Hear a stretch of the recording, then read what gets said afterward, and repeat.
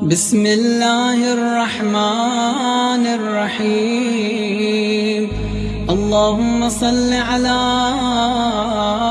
محمد وآل محمد۔ اعوذ باللہ من الشیطان اللعین الرجیم۔ بسم اللہ الرحمن الرحیم۔ الحمد للہ وکفا وسلام علی عبادہ الذین اصطفیٰ۔ درود بھیجیے محمد علیہ۔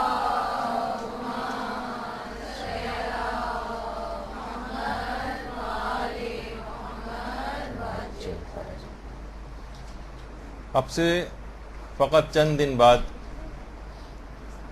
رمضان کا چاند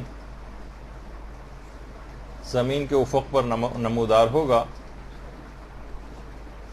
اور اپنی زبان بے زبانی سے یہ کہہ رہا ہوگا کہ نہ جانے کتنی ہی بار میں اپنی تمام رحمتیں، برکتیں، مغفرت، عذاب خدا سے نجات کا مژدہ، یہ تمام چیزیں سنا چکا ہوں، دے چکا ہوں، لیکن یہ مومن پھر بھی ویسے ہی گناہوں میں مبتلا اس سال بھی نظر آ رہا ہے۔ شاید یہ سال ایسا نہ ہو اور ہمیں کچھ ایسے کام انجام دے دیں ہم کہ پھر آئندہ سال تک یہ تقوی جو ہم رمضان سے حاصل کرتے ہیں یہ محفوظ رہ سکے۔ اصل مسئلہ روزے رکھنا نہیں، روزے سب رکھ لیں گے، رکھتے رہے ہیں، 20 30 40 سال سے روزے، 50 سال سے بھی لوگ روزے رکھ رہے ہیں۔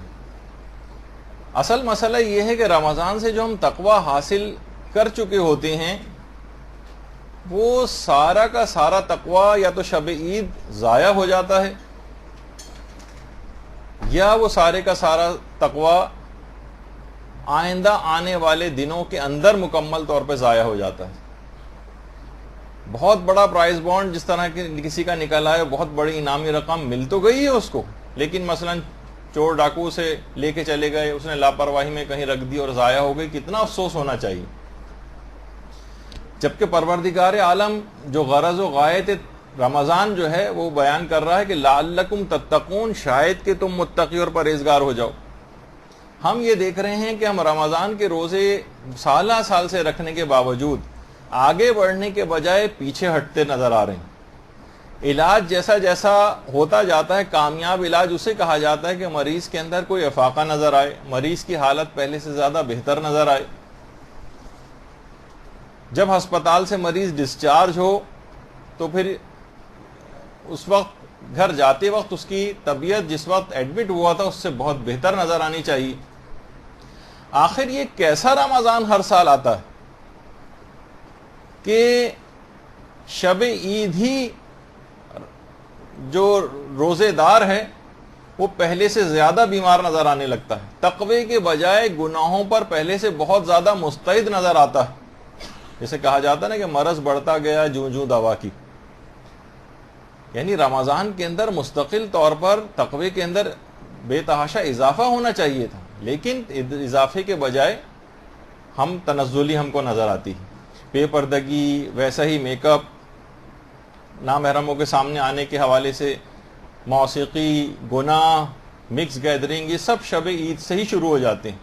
مرد حضرات صبح اٹھ کر مثلا جو اگر شیو ان کی بڑھ جاتی ہے تو داڑھی مونڈتے ہیں عید کے دن خاص طور پر بہت ہی بڑی کثیر تعداد جو لوگوں کی ہوتی ہے ان کی نماز فجر قضا ہوتی ہے، وہی برائیاں بلکہ مزید اضافے نظر آتے ہیں۔ مثلا دیکھیے، اگر آپ کسی کو اپنا فریج ٹھیک ہونے کے لیے دیں، آپ کا فریج خراب ہو جائے، اے سی خراب ہو جائے، اے سی ٹھیک کرنے کے لیے دیں، گاڑی خراب ہو جائے، میکینک کو گاڑی ٹھیک کرنے کے لیے دیں، اور ہر دفعہ وہ پہلے سے زیادہ خراب ہو کے آپ کو ملے، تو ایک دفعہ 2 دفعہ آپ کا ریئیکشن کیا ہونا چاہیے؟ کتنا غصہ آنا چاہیے آپ کو کہ بھائی ہر دفعہ آپ کو دے رہے ہیں، یہ کیسا ٹھیک کر کے دے رہے ہیں؟ تو یہی ہم اپنے روح کی اوور ہالنگ ہر سال رمضان میں کر رہے ہیں۔ اپنے اوپر کتنا غصہ آنا چاہیے؟ کتنے سال کے رمضان میں ہم اپنے روح کی سروس کروا لیتے ہیں، اوور ہالنگ کروا لیتے ہیں، لیکن اب لگ رہا ہے کہ پہلے سے زیادہ ہماری روح گناہوں کے اندر آلودہ نظر آتی ہے۔ تو دیکھیے اگر ایک ایک کر کے بھی ٹارگٹ کیا جائے گناہوں کے سلسلے میں تو بہت آسانی کے ساتھ تمام گناہوں سے اپنا پیچھا چھڑا سکتے ہیں۔ دیکھیے اب دو ہی وجوہات ہو سکتی ہیں عام طور پر، یا تو مریض ٹھیک نہیں ہو رہا ہے اس کی، یا کوئی آپ نے کوئی چیز صحیح ہونے دی اس کے سلسلے میں بھی، یا تو ٹھیک کرنے والا بالکل لاپرواہ، مثلا مریض اپنا علاج صحیح نہیں کر رہا ہے، یا مثلا گاڑی ٹھیک کرنے والا وہ ریپیئرنگ صحیح نہیں کر رہا ہے، سالہ سال گزر رہے ہیں لیکن علاج مثلا صحیح نہ ہو۔ خود میرے اپنے ایک دوست تھے، وہ کہہ رہے تھے کہ میرے والد 50 سال سے ایک حکیم صاحب کا علاج کروا رہے ہیں پائلز کے سلسلے میں، 50 سال سے علاج چل رہا ہے۔ میں نے کہا بھائی ایسا کون سا علاج ہے جو 50 سال میں نہ ختم ہونے میں نہیں آ رہا، نہ ان کو کوئی افاقہ ہو رہا ہے، پھر بھی وہ کیے چلے جا رہے ہیں؟ تو بعض اوقات یا تو صحیح طریقہ کار کا انتخاب نہیں ہو رہا ہے، یا مریض دواؤں کے ساتھ احتیاطیں نہیں کر رہا ہے، پرہیز نہیں کر رہا ہے، بلڈ پریشر کی گولی کھاتا ہے، ساتھ میں نمک بھی بہت زیادہ اس نے کیا ہوا ہے مثلا، یا مشین کی سروس وہ کروا رہا ہے لیکن اس کے ساتھ تیل پانی چیک کرنا ہوتا ہے، اس کی اور بہت ساری چیزوں کا خیال کرنا پڑتا ہے۔ دیکھیے بہت ساری چیزیں ایسی ہیں کہ بہت پہلے سے خیال رکھنا ہوتا ہے، جب بالکل ہی نقصان سر پر آ جائے پھر ہم خیال کرنا شروع کریں تو وہ مناسب نہیں ہوتا۔ زمانہ طالب علمی میں جب ہم وارڈ وغیرہ جاتے تھے اور وہاں ڈیوٹیز لگتی تھیں اور اس میں جو مریضوں کی ہسٹری وغیرہ لینی ہوتی تھی، تو ایک دفعہ ایک تھروٹ کینسر کا ایک مریض تھا، اس کے پاس ہم گئے، گلا اس کا اتنا بڑا پھولا ہوا ہے، وہاں پر ٹیومر نکلا ہوا ہے اس کے۔ تو ہم نے کہا بھائی سگریٹ کب سے پی رہے تھے؟ کہہ رہے سگریٹ تو میں بہت عرصے سے پیتا تھا لیکن اب تو میں نے چھوڑ دی ہے۔ اتنا آگے بڑھا ہوا ہے کینسر تمہارا، کب چھوڑی؟ کہا ابھی 1 ہفتہ ہوا ہے چھوڑے ہوئے۔ ارے بھائی اتنا زیادہ آپ نے خراب کر لیا اپنے مرض کو اب، اور آپ نے پہلے احتیاط نہیں کی، اب 1 ہفتہ پہلے اب چھوڑ رہے ہیں تو کیا اس سے فرق پڑے گا؟ تو دیکھیے مسئلہ صرف یہ ہے کہ تقوی کو صرف حاصل نہیں کرنا ہوتا بلکہ تقوی کی حفاظت بھی بہت ضروری ہوتی۔ ہم یہ سمجھتے ہیں کہ مثلا ہم نے نمازیں پڑھ لی، نمازوں کو بچانے کی فکر نہیں، روزہ رکھ لیا، روزے کو بچانے کی کوئی فکر نہیں۔ ایسا ہی ہے جیسے پہلے بھی میں نے مثال دی تھی کہ پانی کی ٹنکی آپ بالکل فل کر لیں اور اس کے بعد گھر کے سارے نل بھی کھول دیں، سارا پانی ڈرین ہو جائے گا۔ بہترین اے سی جو ہے وہ کولنگ کر رہا اور ساری کھڑکیاں دروازے آپ کھول دیں، ساری کولنگ ختم ہو جائے گی۔ تو تقویٰ بھی ایک ایسی ہی چیز ہے۔ تقویٰ دیکھیے مسلسل رہنے والی چیز نہیں ہے، ہاں حفاظت کریں تو رہ سکتا ہے، ورنہ ایک ہی دن میں تقویٰ کئی مرتبہ آتا ہے اور جاتا ہے، ایک ہی دن میں عدالت ہو سکتا ہے کئی دفعہ آئے اور جائے۔ تو آج ہم کچھ ایسے طریقہ کار کا تذکرہ کریں گے کہ جن کا اہتمام پورے سال اگر رکھا جائے تو رمضان سے حاصل کیا گیا تقویٰ نہ صرف یہ کہ آپ محفوظ کر سکتی ہیں بلکہ اس کو چلا سکتی ہیں آپ اگلے سال تک۔ اگلے سال تک آپ رمضان سے حاصل کیا گیا تقوی کو کوئی شخص چاہے تو اس سے استفادہ کر سکتا۔ دیکھیے سب سے پہلے تو دماغ میں ایک چیز کا ضرور خیال رہنا چاہیے کہ رمضان کے علاوہ بھی اللہ موجود ہے۔ ہمارے ساتھ مسئلہ یہ ہے کہ جس وقت مسجد میں ہوتے ہیں اس وقت اللہ ہوتا ہے، جس وقت مدرسے میں ہوتے ہیں کچھ اللہ کا خیال ہوتا ہے۔ رمضان کے علاوہ بھی اللہ ہے، ایسا نہیں کہ شب عید اللہ تبدیل ہو گیا، معاذ اللہ روز عید تبدیل ہو گیا، آئندہ زندگی میں تبدیل ہو گیا۔ عیسائیوں کی طرح ہمارا نظریہ نہیں ہے کہ بس چرچ کی حد تک مذہب کی پابندی کر لی اور اس کے بعد باہر نکلنے کے بعد ویسی پرانی حالت پر واپس لوٹ گئے، ایسا نہیں۔ دیکھیے آیت اللہ شیخ جعفر شوستری ایک دفعہ یہ ممبر پر گئے اور کہا کہ لوگوں آج میں ایک ایسا نقطہ بیان کرنے جا رہا ہوں تو شاید اس سے پہلے تم نے کبھی نہ سنا ہو۔ لوگ حیران اور متجسس ہو کر سننے لگے۔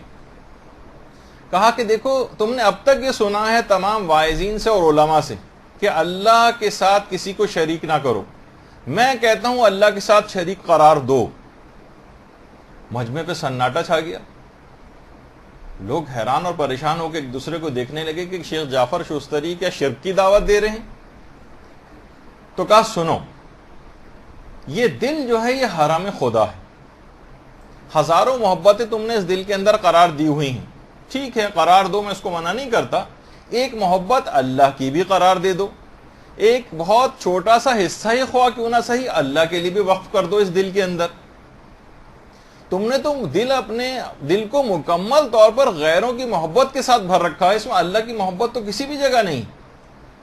میں یہ نہیں کہتا کہ تم ساری محبتیں نکال دو, سب محبتوں کے ساتھ, مال کی محبت کے ساتھ, اولاد کی محبت کے ساتھ, رشتہ داروں کی محبت کے ساتھ ایک اللہ کی محبت کو اور شریک کر لو اور دل سے اللہ سے محبت کرو. دیکھیے ہمارے ساتھ مسئلہ یہ ہے کہ ہم اللہ سے محبت نہیں کرتے, ڈرتے ہیں, بالکل اسی طرح سے ڈرتے ہیں جیسے ایک ظالم بادشاہ سے ڈرا جاتا ہے معاذ اللہ. بھائی بہت ڈر لگتا ہے, اللہ کے پاس جاتے ہوئے بہت ڈر لگتا ہے, اللہ کی ذکر جہاں پر ہو لوگ کہتے ہیں وہی درس و تدریس, ایک وحشت محسوس ہوتی ہے اللہ کے ذکر سے. یہ اللہ سے محبت نہیں, اگر کسی کو ہے بھی تو صرف اللہ کا ایک ایسا خوف ہے جو ایک ظالم بادشاہ کا جس طرح سے خوف کیا جاتا ہے. تو اب دیکھیے رمضان کا ایک ہدف ہے, رمضان سے آپ کو کچھ حاصل کرنا ہے. رمضان کا ہدف آپ اس وقت حاصل کریں گی جو بہت اہم بات ہے, اور آج سے میں کوشش کروں گا کچھ ایسی باتیں اس کے اندر ذکر ہو جائیں کہ آپ اپنے زندگی کا ہدف اور مقصد تلاش کریں. دیکھیے کائنات کی جتنی بھی مخلوق ہے وہ سب ایک ہدف اور مقصد کے تحت کام کر رہی ہے. اس کا ایک ہدف اور مقصد ہے جس کے تحت وہ خلق ہوئی ہے اور وہ اپنے اس مقصد کو پورا کر رہی ہے. دیکھیے پہلے تو یہ بات ہے نا کہ رمضان کا کوئی ہدف ہونا چاہیے. میں نے کہا کہ رمضان کا ہدف تو ہم ابھی آگے چل کر تلاش کرتے ہیں, لیکن اس سے پہلے زندگی کا بھی تو کوئی مقصد ہو آپ کی. جب کائنات کی ہر چیز کا ایک مقصد تخلیق ہے جس کو وہ پورا کر رہی, سورج ہے اس کا ایک مقصد تخلیق ہے, وہ اسے پورا کر رہا ہے, اور چاند کا ایک الگ مقصد تخلیق ہے, ستارے ہیں, سیارے ہیں, جانور ہیں, یہ جمادات ہیں, یہ پودے ہیں, یہ درخت ہیں, یہ پہاڑ ہیں, حیوانات ہیں, یہ سب کے سب کا ایک مقصد تخلیق ہے جسے وہ پورا کر رہے ہیں. ایک پورا نہیں کر رہا ہے تو یہ فقط حضرت انسان. کائنات میں ہر مخلوق کا مقصد حیات ہے, تو پھر آپ کا کیوں نہیں؟ دیکھیے بات ہے نا, مومن بغیر مقصد حیات کے زندگی کیسے گزار رہا ہے, جبکہ ہم خود دیکھتے ہیں کہ قرآن کی آیات بھی ہیں کہ وَمَا خَلَقْتُ الْجِنَّ وَالْإِنسَ إِلَّا لِيَعْبُدُونَ. عبادت کے لیے, عبادت سے مراد فقط نماز اور روزے ہی کے لیے آپ کو پیدا نہیں کیا گیا ہے, یہ بھی اس کے اندر آتا ہے, لیکن اس کی معرفت کو, اس کی اطاعت کے تحت زندگی بسر کرنے کو. تو احکامات خدا کے تحت زندگی بسر کرنا مکمل, یہ آپ کا ہدف زندگی بتایا گیا. ایک اور مقصد بھی روایات کے اندر بتایا گیا جسے عام طور پر اس موقع پر پیش نہیں کیا جاتا, کہ ماں کی گود سے قبر تک علم حاصل کرو. یہ بھی ایک مقصد بتایا گیا, یعنی ایک مومن کا ایک مقصد تخلیق ہے علم حاصل کرنا, اور ظاہر ہے کہ پھر اطاعت, اس علم کے مطابق عمل کر کے اطاعت کے اندر زندگی گزارنا, اس سے وہ دوسرا مقصد بھی حاصل ہو جاتا ہے. تو لیکن ہم یہ دیکھتے ہیں کہ شروع سے, بچپن سے ہی بچوں کو بھی ہدف اور مقصد یہ نہیں بتایا جاتا. بچوں کا ہدف اور مقصد بس ان کو کھلانا, کھیل کے اندر لگا کے رکھنا. تھوڑا سا اور بڑا ہو جاتا ہے تو وہ ٹی وی کے اندر جو ہے وہ مشغول ہو جاتا ہے. اسی طریقے سے تھوڑا سا اور بڑا بچہ ہوتا ہے تو بجائے کہ اس کو ایک ہدف اور مقصد کے تحت زندگی بچپن سے اس کا ایک ٹارگٹ بتایا جائے کہ تمہیں یہ کرنا ہے اور یہ بننا ہے. خالی وہ نہیں کہ بس ڈاکٹر بننا ہے اور پائلٹ بننا ہے اور فلاں چیز بننی ہے, وہ صرف ایک رٹی رٹائی ٹائپ کی چیز ہوتی ہے. اس کے لیے الگ ایک اقدامات کرنے پڑتے ہیں. ایک بطور مومن بھی تو ایک اس کا ہمیشہ کی ایک زندگی گزارنا ہے آخرت میں بھی, اس کے لیے بھی ایک ہدف اور مقصد, صرف ایک دنیا ہی کا تو ہدف اور مقصد نہیں جو کچھ عرصے بعد ختم ہو جائے گی. اس کے اوپر بھی خیر خاطر خواہ کام نہیں ہوتا, لیکن بچوں کو بھی اسی کے اندر لگا دیا گیا ہے کہ ان کا بھی گویا مقصد حیات صرف یہ ہے کہ وہ کھیلتے رہیں. حالانکہ کھیلنے کو منع نہیں کیا جا رہا, لیکن صرف یہ بتانے کے لیے کہ لوگوں کا یہ ہو گیا. نوجوان ہیں, ان کا مقصد حیات لگتا ہے کہ فقط اور فقط جو ہے وہ فلمیں دیکھنا اور گانے سننا اور کمپیوٹر پہ بس چیٹنگ کرتے رہنا, یا موبائل فون ہر وقت ہاتھ میں لیے بیٹھے رہنا, یا کچھ نہیں تو جب ہر تھوڑے دن بعد کوئی ورلڈ کپ ہونے لگتا ہے تو کبھی جو ہے اولمپکس ہونے لگتے ہیں, تو کبھی کوئی چیمپئنز ٹرافی ہونے لگتی ہے. ہر وقت بس نوجوان کھیلوں کے اندر ہی لگے ہوئے ہیں اور اسپورٹس کی ایکٹیویٹیز کے اندر لگے ہوئے ہیں. تو آپ خود سوچیں گے, آوارہ گردی میں لگے ہوئے ہیں, یا گپ شپ کے اندر لگے ہوئے ہیں, یا آؤٹنگ کے لیے لگے ہوئے ہیں, یا تفریحات کے اندر نوجوان لگے, یہ مقصد حیات ہے ان کا کہ ہر وقت فقط اور فقط ان چیزوں کے اندر مصروف رہا جائے. تو دیکھیے بچپن ہی سے خواتین ہیں مثلا، ان کا مقصد حیات صرف یہ ہے کہ صرف بننا سنورنا ہے اور بہت بیوٹی پارلر کے چکر لگانے ہیں اور کپڑوں وغیرہ کے اندر جو ہے وہ مصروف رہنا ہے. نوجوان لڑکوں کا یہ ہے. نوجوان لڑکیوں کا اضافی طور پر کمپیوٹر اور چیٹنگ اور موبائل فون، اور اس کے علاوہ جو ایک اضافی چیز ہے وہ یہ بھی ہے جس کے اندر اتنا زیادہ وقت وہ کھا جاتی ہیں. تو بہرحال دیکھیے وہی میں نے کہا کہ بچپن ہی سے اگر ایسی اس کا انتظام ہو جائے، تربیت کا انتظام ہو جائے، قرآن سے ان کا ارتباط بڑھا دیا جائے. ابھی آگے چل کر اس کے اوپر ہماری گفتگو ہوگی کہ وہ کیسے ہوگا. تو پھر واقعتاً ایک تبدیلی محسوس ہوگی، مقصد حیات کا شروع ہی سے تعین ہو جائے گا. بچپن سے ہی اگر قرآن سے بچے کا ارتباط ہو جائے، خالی وہ نہیں کہ صرف آئے قاری صاحب آئے زیر زبر پیش کے لحاظ سے قرآن پڑھنا سکھا دیا، وہ بھی اپنی جگہ ضروری ہے، لیکن ہم اس سے آگے کی بات کر رہے ہیں. اسی طریقے سے مثلا پھر کوئی بھی تمام چیزیں اگر ایسا اس کا ارتباط ہو گیا تو کوئی بھی چیز اس کو اس انداز سے بہکا نہیں سکے گی. بچپن سے ہی مضبوط کردار کے ساتھ اور ایک مضبوط شخصیت کے ساتھ یہ بچہ عمر کے منازل کو طے کرے گا، اور جب بلوغ کی حد تک پہنچے گا تو یہ تمام چیزوں پر اثر انداز نہیں ہو سکیں گی. اس کا پازیٹیو فائدہ لے گا. ایسا نہیں ہے کہ ہم ان چیزوں کو منع کر رہے ہیں کہ سائنسی جتنی ایجادات ہیں ان سے استفادہ نہ کیا جائے، بلکہ گمراہی والی چیز کی مذمت کرنا مقصود ہے. اسی طریقے سے مثلا بچپن سے ایسا ارتباط جو ہے وہ اگر بڑھا دیا جائے، اچھی تربیت اس کی کر دی جائے، اس کا ایک مقصد حیات طے کر دیا جائے. دیکھیے اب یہ تین شخصیات آپ کے سامنے بیٹھی ہوئی، سب سے دائیں طرف تو آیت اللہ خوئی، لیکن یہ دو عظیم شخصیات جو ان کے برابر آیت اللہ خوئی کے بالکل برابر میں درمیان میں جو ہیں، یہ آیت اللہ خوئی کے والد علی اکبر خوئی، اور ان کے بالکل برابر میں آیت اللہ سید جواد خامنئی ہیں، یعنی آیت اللہ خامنئی کے والد. ایک طرف آیت اللہ خوئی کے والد بیٹھے ہوئے ہیں، ان کے بالکل برابر میں یہ دو عظیم باپ، ایسی زبردست تربیت کی دونوں نے اپنے بیٹوں کی کہ ایک یعنی واقعی اس کا ثمرہ اور پھل جو ہے اپنی آنکھوں کے ساتھ نظر آئے. یہ دونوں دوست تھے، دونوں دوست، یعنی ساتھ بیٹھ کے تصویر جو اس انداز سے کھنچوا رہے ہیں، دونوں دوست، اور دونوں کی ایسی زبردست تربیت کہ جہان تشیع کا ایک آج تک آیت اللہ خوئی جو ہے نابغہ روزگار شخصیت، اور رہبر معظم کا تو سب کو اس لحاظ سے پتہ ہی کہ کتنی دینی خدمات. یعنی واقعتاً پھر اس کا ثمرہ اور پھل ایسا نہیں کہ بس یہ بھی اسی طریقے سے زندگی گزار رہے تھے جیسے ہم گزار رہے تھے. ایک ہدف تھا، ایک مقصد تھا، ایک خاص تربیتی عمل سے گزارا جاتا ہے، اس کے بعد پھر اس کی پروڈکٹ انسان حاصل کرتا ہے. ایسی ہماری طرح نہیں کہ رات دن فسق و فجور کی تمام چیزوں کے ماحول کے اندر بچے کو رکھا جائے اور اس سے پھر ایکسپیکٹیشن کی جائے کہ یہ بڑا مقدس ہے، بیلی ہو جائے گا اور جناب بہت علم و فضل کے اندر جو ہے بڑا ہو جائے گا، جب یہاں سے کوئی ایسی شخصیات نظر بھی نہیں آتی. آپ وجہ کہ پورے کا پورا ماحول اس قسم کا بنایا ہوا ہے. یہاں تو وہ ہوتا ہے نا جو ہم لوگوں کے ساتھ جو لطیفے کے طور پر بھی چیزیں مشہور ہوتی ہیں کہ بڑے ہو کر کوئی کیا بنے گا، تو دماغ میں بچوں کے یہ ہو تو کہتے ہیں جناب میں دولہا بنوں گا بڑے ہو کے. مثلا کسی نے پوچھا کیا بنو گے، کہا دولہا بنوں گا. کہا کہ ہمارا مطلب یہ کہ ماں باپ کے لیے کیا کرو گے، کہا کہ میں ان کے لیے بہو لے کر آؤں گا. مطلب یہ ہے کہ ماں باپ تم سے کیا چاہتے ہیں، کہا پوتا چاہتے ہیں مجھ سے. مقصد ہے کہ تمہاری زندگی کا مقصد کیا ہے یہ پوچھنا چاہتے ہیں. کہہ رہا شادی ہے میری زندگی کا مقصد. تو چاہے لڑکے ہوں چاہے لڑکیاں ہوں، زندگی کا مقصد فقط یہ ہے کہ کسی طریقے سے شادی ہو جائے، اور دین کہیں بھی مقصد نہیں. یہ تو سب چیزیں دنیا کے اعتبار سے چیزیں ہوتی رہیں، لیکن مقصد کے تحت جسے زندگی گزارنا کہا جاتا ہے کہ الہی مقصد کے تحت یہ نظر نہیں آتا.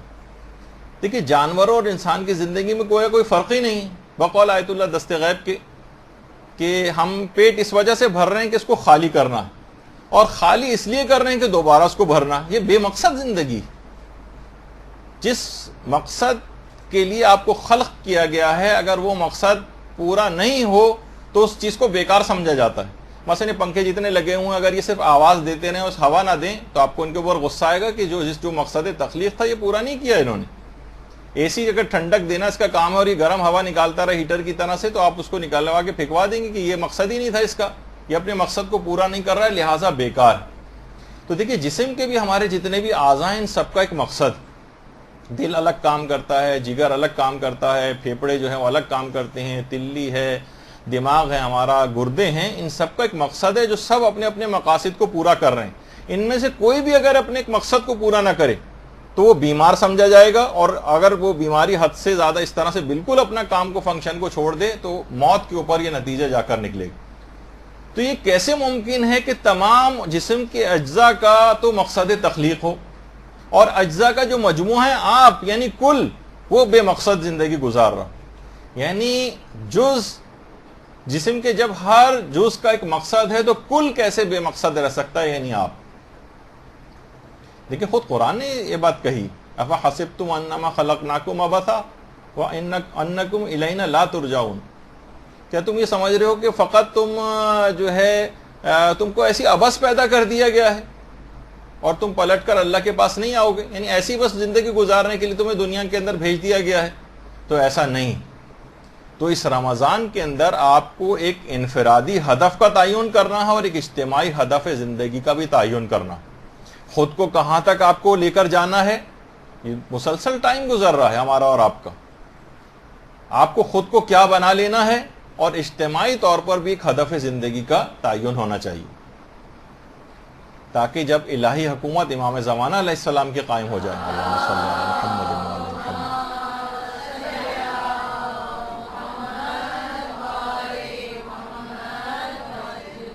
تو کسی صلاحیت کے ساتھ، کسی خدمت کے ساتھ امام کی اس حکومت کے اندر آپ کام آ سکیں۔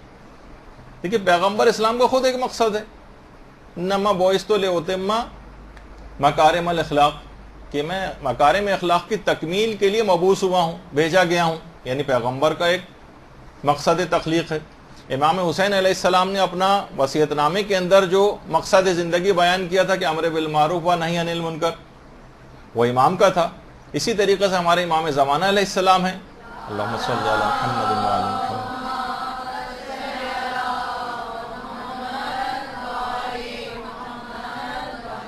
ان کی بھی زندگی کا ایک مقصد ہے کہ زمین پر جس طریقے سے زمین ظلم و جور سے بھری ہوگی، امام قسط و عدل سے اس کو بھر دیں گے، یہ ان کی زندگی کا ایک مقصد ہے۔ جو آپ نمازیں انجام دے رہی ہیں، ان کا ایک مقصد ہے تاکہ آپ فحش اور بری باتوں سے اپنے آپ کو محفوظ رکھ سکیں۔ یہ جو روزہ ہے، اس کا ایک مقصد ہے تاکہ آپ متقی و پرہیزگار بن سکیں۔ یہ جو زکوٰۃ آپ دیتی ہیں، اس کا ایک مقصد ہے کہ آپ کے مال جو ہے آپ کا پاک ہو جائے۔ غرض جتنے بھی اس طرح کی چیزیں ہیں، ان سب کا ایک ہدف اور مقصد ہے۔ جو آپ اعمال بھی انجام دیتی ہیں، تو آپ کو اپنے یہ واقعتاً سب سے پہلی چیز یہ ہے کہ ہدف زندگی کا تعین کریں کہ آپ کے اندر کیا صلاحیت ہے یا چھپی ہوئی صلاحیت ہے، اسے اجاگر کریں، اس کے تحت ایک ایم بنا کر زندگی کو گزاریں۔ یہ زندگی بس آپ کو گزار رہی، اگر ہدف نہیں ہے، بے ہدف ہے، کوئی مقصد حیات نہیں ہے، کوئی ٹارگٹ آپ کو اچیو نہیں کرنا ہے، دنیا کے بھی ٹارگٹ اپنے آپ بنائیں جو بھی کامیابیوں کے سلسلے میں، اور اس طرح آخرت کا بھی ایک ٹارگٹ جہاں ہمیشہ رہنا، اس کو نظر انداز کیوں کر رہے ہیں جبکہ ہمیشہ کی زندگی وہی۔ تو بہرحال جب یہ ہدف زندگی کا ایک تعین ہو جائے گا تو پھر بات آگے بڑھے گی۔ آپ کوئی دین کی خدمت کے حوالے سے اگر آپ کو ہدف بنانا ہے وہ بنائیے، کسی اور شعبے کے اعتبار سے ہدف بنانا ہے وہ بنائیے۔ آپ کہیں کہ جناب میں علمی خدمت کرنا چاہتی ہوں، اس کے لیے الگ طریقے سے کام کرنا پڑے گا۔ آپ کہیں میں اپنے مال کو ہدف بناؤں گی، مال کو خرچ کروں گی فلاں فلاں پروجیکٹ میں، اس میں کوئی جسمانی اعتبار سے اپنی کسی صلاحیت کو دینا چاہے وہ کر سکتا ہے۔ مثلا کسی کی ہینڈ رائٹنگ بہت اچھی ہے، وہ جیسے بہت ساری خواتین آپ میں سے خدمات انجام دے رہی تھیں جن کی ہینڈ رائٹنگ بہت اچھی تھی، وہ درس اپنے ہاتھ سے لکھا کرتی تھیں اور پھر فوٹو کاپی۔ بہرحال زندگی ایک مقصد ہے، ایک خدا نے ایک صلاحیت دی، دین کے کام کے لیے استعمال کر رہی تھی۔ کوئی کمپوزنگ بہت اچھا خاتون کرتی ہیں، ابھی بھی بہت سارے لیکچرز آپ کو، کچھ خواتین ہیں آپ نے دیکھا کتنی محنت سے کمپوز کر کے وہ آپ کو دیتی ہیں، بہت بڑی قابل تعریف بات ہے۔ بہرحال اپنی ایک صلاحیت کا استعمال کر رہی ہیں۔ کوئی آرٹسٹ ہے، مثلا کوئی کمپیوٹر کا ماہر ہے، کوئی مثلا ڈریس ڈیزائنر ہے، ہر لحاظ سے آپ کوئی ایسی چیز کر سکتی ہیں کہ مثلا عورتوں کا پردہ بھی اس میں محفوظ ہو جائے، پردے کی کوئی خلاف ورزی بھی نہ ہو، اور اچھا کپڑا بھی پہننے میں اپنا دماغ کو لگائیے، سوچیے کہ کون سی ایسی طریقہ کار میں اختیار کر سکتی ہوں جس سے اسلام کی اس صلاحیت کے تحت آپ اسلام کی کوئی خدمت کر سکیں۔ تو بہرحال یہ چیز ایسی کہ جب یہ ہدف زندگی کا تعین ہو جائے گا تو پھر رمضان کا ہدف کی ہم طرف جو ہے وہ آگے بڑھیں گے۔ اچھا، اب اس کے بعد ابھی جو ہم بات کر رہے تھے کہ رمضان سے کیا حاصل کرنا ہے، تو دیکھیے رمضان کے اندر اگر آپ پورا رمضان ضائع ہو جائے گا، یقین جانی اگر آپ نے اس دوران اپنے اندر سے کچھ راسخ برائیوں کو اس رمضان میں ختم نہیں کیا۔ اب گاڑی جو ہے سمجھے ورک شاپ کے اوپر آ گئی، اب اسے ٹھیک ہو کر جانا چاہیے، یہ خراب ہو کر کیوں واپس جا رہی ہے؟ 30 دن گاڑی جو ہے وہ میکینک کے پاس کھڑی رہے اور اس کی مسلسل اوور ہالنگ سروس اور سارے اس کے اوپر کام کرتے رہیں, اور جب 30 دن گزر جائیں تو ویسی خراب واپس جائے. تو لازمی چند برائیوں سے اپنا پیچھا چھڑا لینا ہے, جس میں سے پہلی تو چیز یہ ہے کہ غیبت اس دفعہ کا ہدف بنا لیجیے آپ, کہ میں اس پورے رمضان بھی اور رمضان کے بعد بھی 4 میں برائیوں کا آج کم سے کم آپ کو ٹارگٹ دیتا ہوں, کہ جو اس رمضان کے اندر آپ کو ہدف بنانا ہے کہ میں ان 4 برائیوں کو ہر صورت میں ختم کر دوں گی. ابھی میں بہت بڑی 100 کی گناہ کبیرہ کی فہرست آپ کے سامنے نہیں پیش کر رہا, آپ فقط 4 اہم ترین برائیاں جو الخصوص رمضان میں بھی انجام نہیں دینی ہے آپ نے, اور آئندہ زندگی میں بھی اگر آپ نے اس کو انجام نہیں دیا تو آپ سمجھیے کہ بہت آپ کے لیے, یعنی واقعتاً آپ اپنے تقوی کو محفوظ کر لیں گے, جو ہمارا عنوان ہے کہ ماہ رمضان سے حاصل شدہ تقوی کو محفوظ کیسے کریں. کچھ نیکیاں پیدا کرنی ہیں وہ بھی آپ کو بتاتا ہوں, اس کو کیسے حاصل کریں, اور چند برائیوں سے پیچھا چھڑانا. تو دیکھیے غیبت سے اپنا پیچھا چھڑانا ہے, غیبت سے. اور ایسی چیز ہے غیبت کہ شیخ عباس قمی اتنے حساس تھے غیبت کے معاملے میں, جن کی آپ مفاتیح الجنان پڑھتی ہیں, کہ کسی میں جرت نہیں ہوتی تھی کہ جہاں شیخ عباس قمی موجود ہوں وہاں پر کوئی غیبت کر سکے, خواہ کتنے ہی مقام کا حامل آدمی ان کے سامنے کیوں نہ بیٹھا ہو, بظاہر کتنے ہی اونچے طبقے سے اس کا تعلق کیوں نہ ہو, کوئی ان کے سامنے غیبت نہیں کر سکتا تھا. اور غیبت اور جھوٹ سے اس قدر علماء فرماتے ہیں کہ اس قدر پرہیز کرتے تھے کہ تصور سے بالا ہے, غیبت اور جھوٹ سے. جب مرض موت میں گرفتار تھے اور انتقال ہونے والا تھا اور تہران کے ایک ہاسپٹل میں تھے, تو ایک عالم دین ان سے ملاقات کے لیے آئے تھے. دیکھا کہ شیخ عباس قمی بہت فکر مند ہیں. کہا کہ آپ کیوں اتنے زیادہ فکر مند نظر آ رہے ہیں؟ کہا کہ میں اپنی بیماری کی وجہ سے فکر مند نہیں ہوں, بلکہ میں ایک دفعہ سفر حج پر گیا تھا, اور دیکھیے بنیادی طور پر شیخ عباس قمی رئیس المحدثین کہلاتے ہیں, محدث تھے, حدیثیں جمع کرنا اور اس کو جو پھیلانا ان کا کام تھا. تو محدثین کا عام طور پر طریقہ کار یہ ہوتا ہے کہ اجازہ روایت لیتے ہیں. تو اتنے زیادہ ماہر تھے حدیثوں کے کہ جتنے بھی غیر شیعہ افراد تھے ان کی حدیثوں کے اوپر بھی بہت مہارت رکھتے تھے.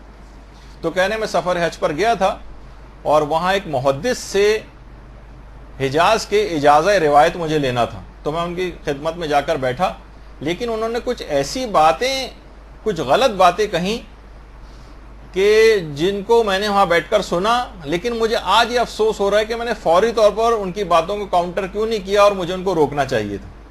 حالانکہ اپنا بھی کوئی عمل نہیں تھا, ان کے نظریے کے حامل اور ان کے مذہب کے پیروکار بھی نہیں تھے کہ بہت زیادہ امر بالمعروف واجب ہوتا, لیکن ان کی فطرت اتنی زیادہ سلیم تھی شیخ عباس قمی کی کہ وہ کہتے ہیں کہ مجھے اس وقت بولنا چاہیے تھا, میں نے مرض موت میں تقریباً حالت احتضار جیسی کیفیت ہے اس کے اندر یہ بات بیان کر رہے ہیں شیخ عباس قمی کہ مجھے آج یہ افسوس ہو رہا ہے کہ میں نے اس موقع پر کیوں آخر ان کو نہیں روکا تھا.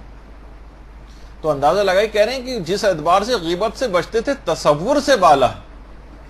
اسی طریقے سے امام خمینی بھی اول جوانی سے, یہ جو الٹے ہاتھ پہ امام خمینی, جوانی کے بالکل ابتدائی دور سے اس حد تک غیبت سے پرہیز کرتے تھے, کہ جب کبھی ظاہر لوگوں کے ساتھ بیٹھتے تھے, سوشل آدمی بھی تھے, تو کوئی عموماً یہ ہوتا ہے کہ غیبت سننی بھی پڑ جاتی ہیں لوگوں کی, تو جب کوئی غیبت کرتا تھا تو فوراً اس کی مناسب توجہ پیش کر دیتے تھے کہ یوں نہیں کہا ہوگا, یوں کہا ہوگا, ایسا نہیں ہوگا بلکہ ایسا ہوگا. تو کبھی بھی سننا برداشت نہیں کرتے تھے اور باتوں کا رخ بدل دیا کرتے تھے.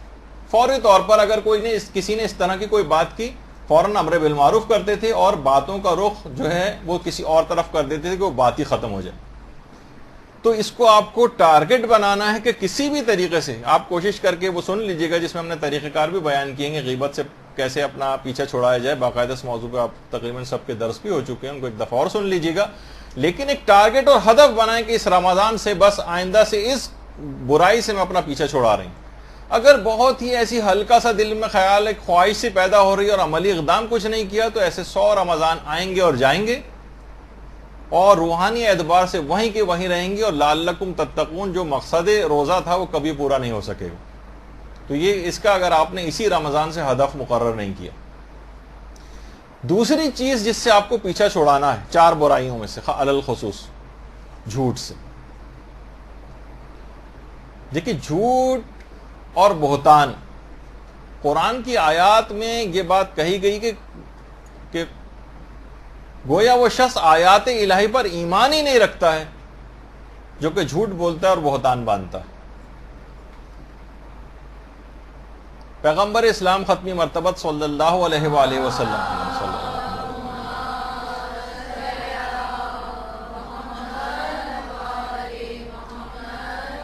فرماتے ہیں کہ لوگوں کی بات پر سب سے زیادہ یقین کرنے والا وہی شخص ہوتا ہے جو خود سچ بولتا ہے۔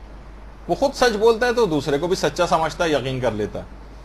اور جو ہر شخص کی بات جھٹلاتا ہے وہ زیادہ تر وہی جھٹلاتا ہے جو خود جھوٹا ہوتا ہے، کیونکہ وہ اپنے طرح کا قیاس کرتا ہے دوسرے کو بھی، حتیٰ کہ یعنی اس کے سامنے قرآن و حدیث بھی پیش کر دی جائے تو اس کو بھی جھٹلا دیتا ہے، نہیں یہ نہیں ہو سکتا۔ بہت سارے افراد ہوتے ہیں کہ جناب کوئی حدیث آپ نے لگائی جو ان کا کوئی ذاتی تجربہ اس کے خلاف ہے تو کہتے ہیں حدیث ضعیف ہوگی، یہ ہم اس حدیث کو نہیں مانتے معاذ اللہ، اس طرح کی بات فوراً جھٹلا دیتا ہے۔ یعنی انسان جو خود ہوتا ہے وہ اسی طرح سے، تو جھوٹ ایک ایسی چیز ہے کہ جسے کہا جاتا ہے نا کہ تمام خبائث اور برائیوں کو ایک مکان میں بند کر کے جو اس کا تالا لگایا گیا ہے اس کے اوپر جھوٹ ہے، بس تالا وہ کھولیے آپ، اس کی جو چابی ہے وہ جھوٹ ہے، چابی سے تالا کھولیے تو پوری خبائث کے اندر آپ مبتلا ہو جائیں گے جو اس مکان کے اندر چھپے ہوئے۔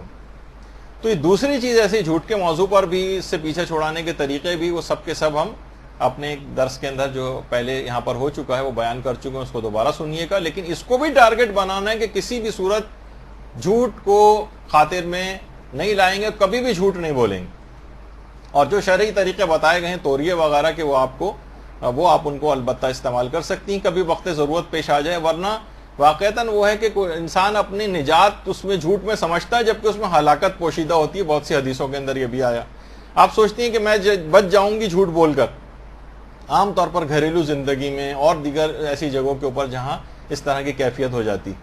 تو دوسری چیز یہ ہے کہ اس برائی کو اگر آپ نے ختم نہیں کیا، یہ سمجھیں کہ خبائث سارے جمع ہیں، غیبت کو اگر آپ نے روک دیا، اپنی زبان کو جھوٹ کو آنے سے روک دیا تو بہت بڑا آپ نے گویا کام کر لیا اور رمضان کے ہدف اور مقصد پورا ہو جائے گا۔ تیسری چیز، اگر آپ اپنے آپ کو گانے اور موسیقی سے بچا سکیں، امام خمینی یہ بات بیان فرماتے تھے کہ موسیقی خود تنہا طور پر بھی شہوت اور منفی جذبات ابھارتی موسیقی، اور امام خمینی فرماتے تھے کہ موسیقی وہ چیز ہے جو جوانوں کے دماغ کو مختل کر کے رکھ دیتی، ان کو بہت دماغی طور پر ڈسٹرب کر دیتی۔ امام خمینی جو صحیفہ نور ہے اس کے اندر جملہ ہے امام خمینی کا کہ موسیقی دماغ کے ساتھ وہی کرتی ہے جو کہ عام طور پہ ہیروئن یا منشیات کرتی ہیں۔ تو آپ نے دیکھا کہ دماغ موسیقی کا سننے والا، تو اس سے ہر ایمانی اعتبار سے، ایک تو جسمانی اعتبار سے جو ویسے نقصانات ہیں اس کے وہ الگ ہیں،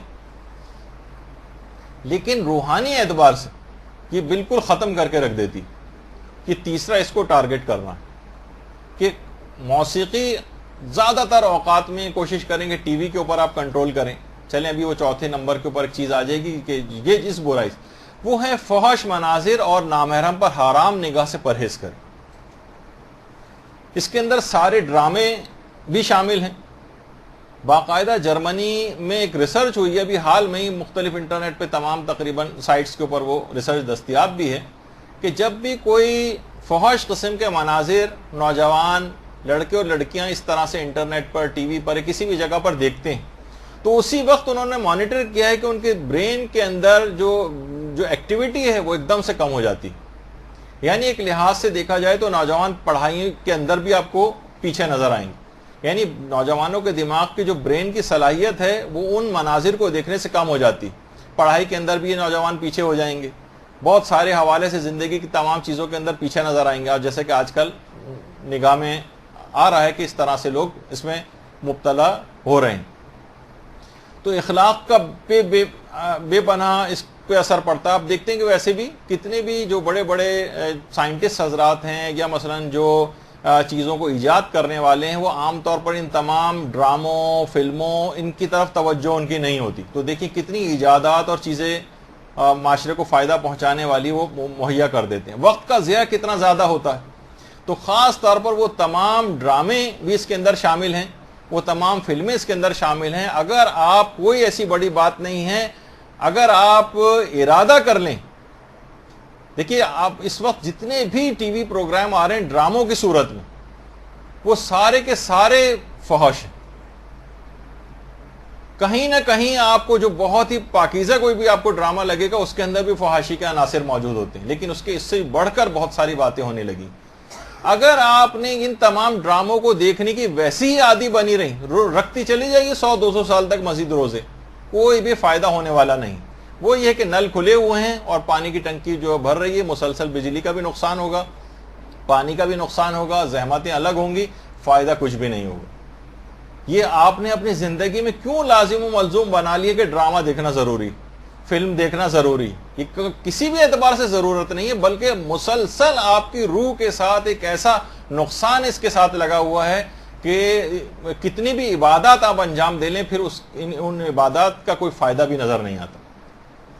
یا رمضان, یہ اگر آپ نے نہیں چھوڑا اس طرح سے, اور یہ اس طرح سے رمضان آ کر گزر گئے, جو تقوی کو حاصل کرنے کے لیے اتنی معمولی سی کوشش نہیں کر پا رہا, اسے پھر رمضان سوائے بھوک اور پیاس سے کچھ نہیں دے گا. نفس کو دیکھیے اتنا کمزور مت سمجھیے, نہ بنائیے کہ آپ کہیں کہ بھئی یہ تو بہت مشکل ہے کہ کیسے ممکن ہے میں فلاں ڈرامہ نہ دیکھوں. تو بڑا بہترین ڈرامہ آ رہا ہے اور بڑا اس کے اندر آپ کی دلچسپی جو قائم ہو رہی. جیسے وہ آیت اللہ دستغیب کہتے تھے نا, کوئی گناہ چھوڑنے کی بات کرتا تھا تو کہتے تھے پہلے سگریٹ چھوڑو. جب تم سے ایک مباح چیز مثلا نہیں چھوڑی جا رہی ہے, یا مثلا تم سے جب ایک کوئی مکروہ کام نہیں چھوٹ رہا ہے, تو تم بڑے گناہ کبیرہ کیسے چھوڑو گے؟ آپ صرف ابتدائی طور پر میں آپ کو ایک ٹاسک دیتا ہوں کہ اس رمضان میں 1 مہینے کے لیے مکمل طور پر ڈرامے چھوڑ دیجیے. مکمل طور پر ایک ڈرامہ بھی اس پورے رمضان کے اندر نہ دیکھیں, ایک ٹاک شو اور مارننگ شو بھی اس دوران نہ دیکھیں. آپ دیکھیں گے کہ بہت آپ کے پاس وقت بھی بے پناہ آ جائے گا, اور روحانیت کے اندر دیکھیے 2 نوجوان اگر اس قسم کے ہوں, ایک نوجوان وہ جو ان مناظر کو دیکھنے کا عادی ہے فحش, اور ایک وہ نوجوان ہو کہ جو ان سے دور رہتا ہو, دونوں کے اندر زمین و آسمان کا فرق ہو جائے گا, روحانی بھی اعتبار سے بھی, تعلیمی اعتبار سے بھی. دونوں ایک ہی طرح کے چاہے اعمال کیوں نہ انجام دے رہے ہوں, دونوں نمازیں پڑھ رہے ہیں, دونوں روزے رکھ رہے ہیں, لیکن ایک ان مناظر کو دیکھنے کا عادی ہے اور ایک دوسرا ان مناظر کو دیکھنے کا عادی نہیں ہے. دونوں کی روحانیت میں زمین و آسمان کا فرق ہوگا. تو دیکھیے باطل کا ہمیشہ سے ہے کہ فحاشی کو فروغ دیتا ہے, وہ شیطان کا ایک بہت مؤثر ہتھیار. آپ کسی بھی اس کو دیکھیں, عام طور پر بچوں کو شروع سے اس کے اندر ڈال دیا جاتا ہے کہ جناب یہ اس سے پوری دنیا سے اس کو کنیکٹ کر رہے ہیں اور اتنی انفارمیشن اس کو حاصل ہو رہی ہے وغیرہ وغیرہ. تو دیکھیے باطل کوئی بھی موقع ہاتھ سے جانے نہیں دے رہا ہے. کوئی تعلیمی چیز بھی انسان کرنے کے لیے بیٹھے تو زبردستی اس کو ان مناظر کو دکھانے پر مجبور کیا جاتا ہے. آپ اسلامی چیز بھی کوئی کھولیں تو اس کے اندر فحش چیزیں خود بخود وہ لوگ شامل کرتے ہیں, باقاعدہ سرچنگ ورڈز میں ڈالتے ہیں کہ اگر آپ معاذ اللہ بھی لکھ کے سرچ کریں گے تو جو فحش چیز اس کو کھول کے دینی ہے. تو دیکھیے وہی کام جو شراب کرتی ہے کہ اس کے بعد انسان ہر گناہ کرتا چلا جاتا ہے, یہ فحش مناظر بھی اسی طریقے سے وہ کام کرتے ہیں. بڑے بڑے گناہ اس کے لیے بہت آسان ہو جاتے ہیں, روحانیت اس کی صفر پہ چلی جاتی. کتنی بھی عبادات اور ریاضیات وہ اس کے بعد انجام دیتا رہے, کتنے ہی اذکار پڑھتا رہے, کتنی دعائیں پڑھتا رہے, اور ساتھ میں یہ کام بھی کرتا رہے, تو نیکیوں کا سارا لطف اس کا غارت رہے گا. روزے پہ روزہ رکھتا چلا جائے کوئی فائدہ نہیں ہوگا, ایک روحانی بےکلی کا اس کو احساس ہوگا.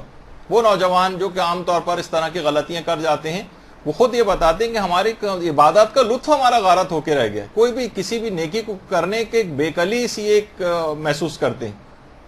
اور روایات میں بھی ہے نا کہ جب انسان کے پاس حیا ختم ہو جائے تو پھر وہ جو چاہے کر. تو دیکھیے برے مناظر کو بری نگاہ سے اور لذت سے دیکھنا تو حرام ہے ہی, لیکن بری نگاہ نہ بھی ہو تب بھی احتیاط واجب کی بنا پر ایسے کسی منظر کو نہیں دیکھا جا سکتا. خواہ وہ کسی ڈرامے کے اندر آ رہا ہو جو فحش منظر کے اندر شمار ہوتا ہے, اور کوئی ڈرامہ آپ دیکھیے ایسا بچا نہیں. اسی وجہ سے میں کہہ رہا ہوں اس رمضان کو آپ خاص طور پر اس سے بچنے کا رمضان قرار دے دیں, ان 4 برائیوں سے الخصوص اپنے آپ کو بچانے کا. پھر آپ دیکھیں کہ اس طریقے سے ایک راکٹ کی تیزی کے ساتھ روحانیت ترقی آپ کی کرے گی, آپ خود حیران ہوں گی. اور رمضان سے کمایا گیا تقوی وہ آپ پورے سال استعمال کر سکیں گے. پہلے دن ہی آپ کی جیبری کٹ جائے گی. اور ان تمام چیزوں کے اندر پہلے دن سے ہی رمضان کے ختم ہوتے اور رات سے ہی انسان اس کے اندر گرفتار ہو جاتا ہے اور ان مناظر کو مسلسل ٹی وی دکھاتا رہتا ہے. حتیٰ کہ تصورات اور سوچ کے حوالے سے بھی احتیاط واجب کے طور پر کسی بھی اس قسم کے منظر کو سوچنا شہوت انگیز, یہ بھی کچھ فقہاء نے حرام قرار دیا. تو دیکھیے یہ مناظر چاہے ٹی وی پر ہوں, کمپیوٹر پہ ہوں, کسی بھی طور پر ہوں, ان کو آنکھوں کا زنا جو ہے قرار دیا جاتا ہے. ٹی وی پہ جتنی بھی خواتین آتی ہیں ان کے لباس کس طرح کے ہیں, مناظر کس طرح سے اس کے اندر آتے ہیں, فحاشی کے اندر یہ سب چیزیں شامل ہیں. لیکن افسوس یہ ہے کہ ان چیزوں کو اب سمجھا نہیں جاتا کہ کوئی برا بھی نہیں سمجھتا ہے. دیکھیں انسان صاحب ارادہ ہے, وہ قادر ہے جس چیز کو چاہے دیکھے, جس چیز کو چاہے نہ دیکھے. آپ دیکھتی ہیں کہ آپ جب کبھی سامنے دیکھ رہی ہوتی ہیں تو اگرچہ آپ کی فیلڈ آف ویژن جو ہے جس میں آپ دیکھ رہی ہیں اس کے اندر ناک آپ کی آتی, لیکن آپ کا ارادہ کیونکہ ناک کو دیکھنے کا نہیں ہوتا تو ناک کو دماغ اوجھل کر دیتا ہے آپ کی آنکھوں کے سامنے سے. ابھی آپ تجربہ کر کے دیکھ لیں, ناک بیچ میں آ رہی, جب تک آپ ناک کو فوکس نہیں کریں گی جب تک ناک نظر نہیں آئے گی. لیکن کیونکہ آپ کسی اور چیز کو فوکس کر رہی ہیں تو دماغ نے ناک کو اوجھل کر دیا آپ کی نگاہوں سے. تو اسی طریقے سے انسان کی قوت ارادی ایسی ہے کہ وہ چاہے تو کوئی سی بھی چیز چاہے تو آپ کی نگاہوں سے اوجھل کر دے. مثلا کوئی ایسی چیز سامنے آ بھی رہی ہے تو دیکھنے کے باوجود وہ مثلا ارادہ کر لے کہ نہیں میں اس کے چہرے پر نگاہ نہیں ڈالوں گا, میں اس کی مثلا جسمانی اعضاء پہ نگاہ نہیں ڈالوں گا, یا مثلا اس طرح میں اس کے لباس پہ نگاہ نہیں ڈالوں گا. سامنے ہوتے ہوئے بھی قوت ارادی اگر اس کی مضبوط ہے تو وہ چیز آنکھوں سے اوجھل کر دے گا دماغ. اس کی پریکٹس کر کے دیکھیں, قوت ارادی کو مضبوط کر کے دیکھیں, مسئلہ حل ہو جائے گا. اس رمضان سے ہی ان فحش مناظر سے پرہیز کرنا شروع کر دیں. اس کو حقیقی توبہ سمجھا جائے گا اور رمضان کارآمد رمضان بنے گا. ورنہ کولو کے بیل کی طرح سے جہاں چلیں گے وہیں پر واپس پہنچ جائیں گے. بھوک و پیاس کے سوا کچھ حاصل نہیں ہوگا, زحمت اپنی الگ ہوگی. قوت ارادی, ابھی بات آئی آپ کہیں گے بھائی قوت ارادی کا تو سب سے بڑا مسئلہ ہے, یہی تو ہمارے اندر نہیں. قوت ارادی کو مضبوط کرنے کے حوالے سے بھی ایک دعا ہے جو ہمارے امام سجاد علیہ الصلوۃ والسلام نے تعلیم کی.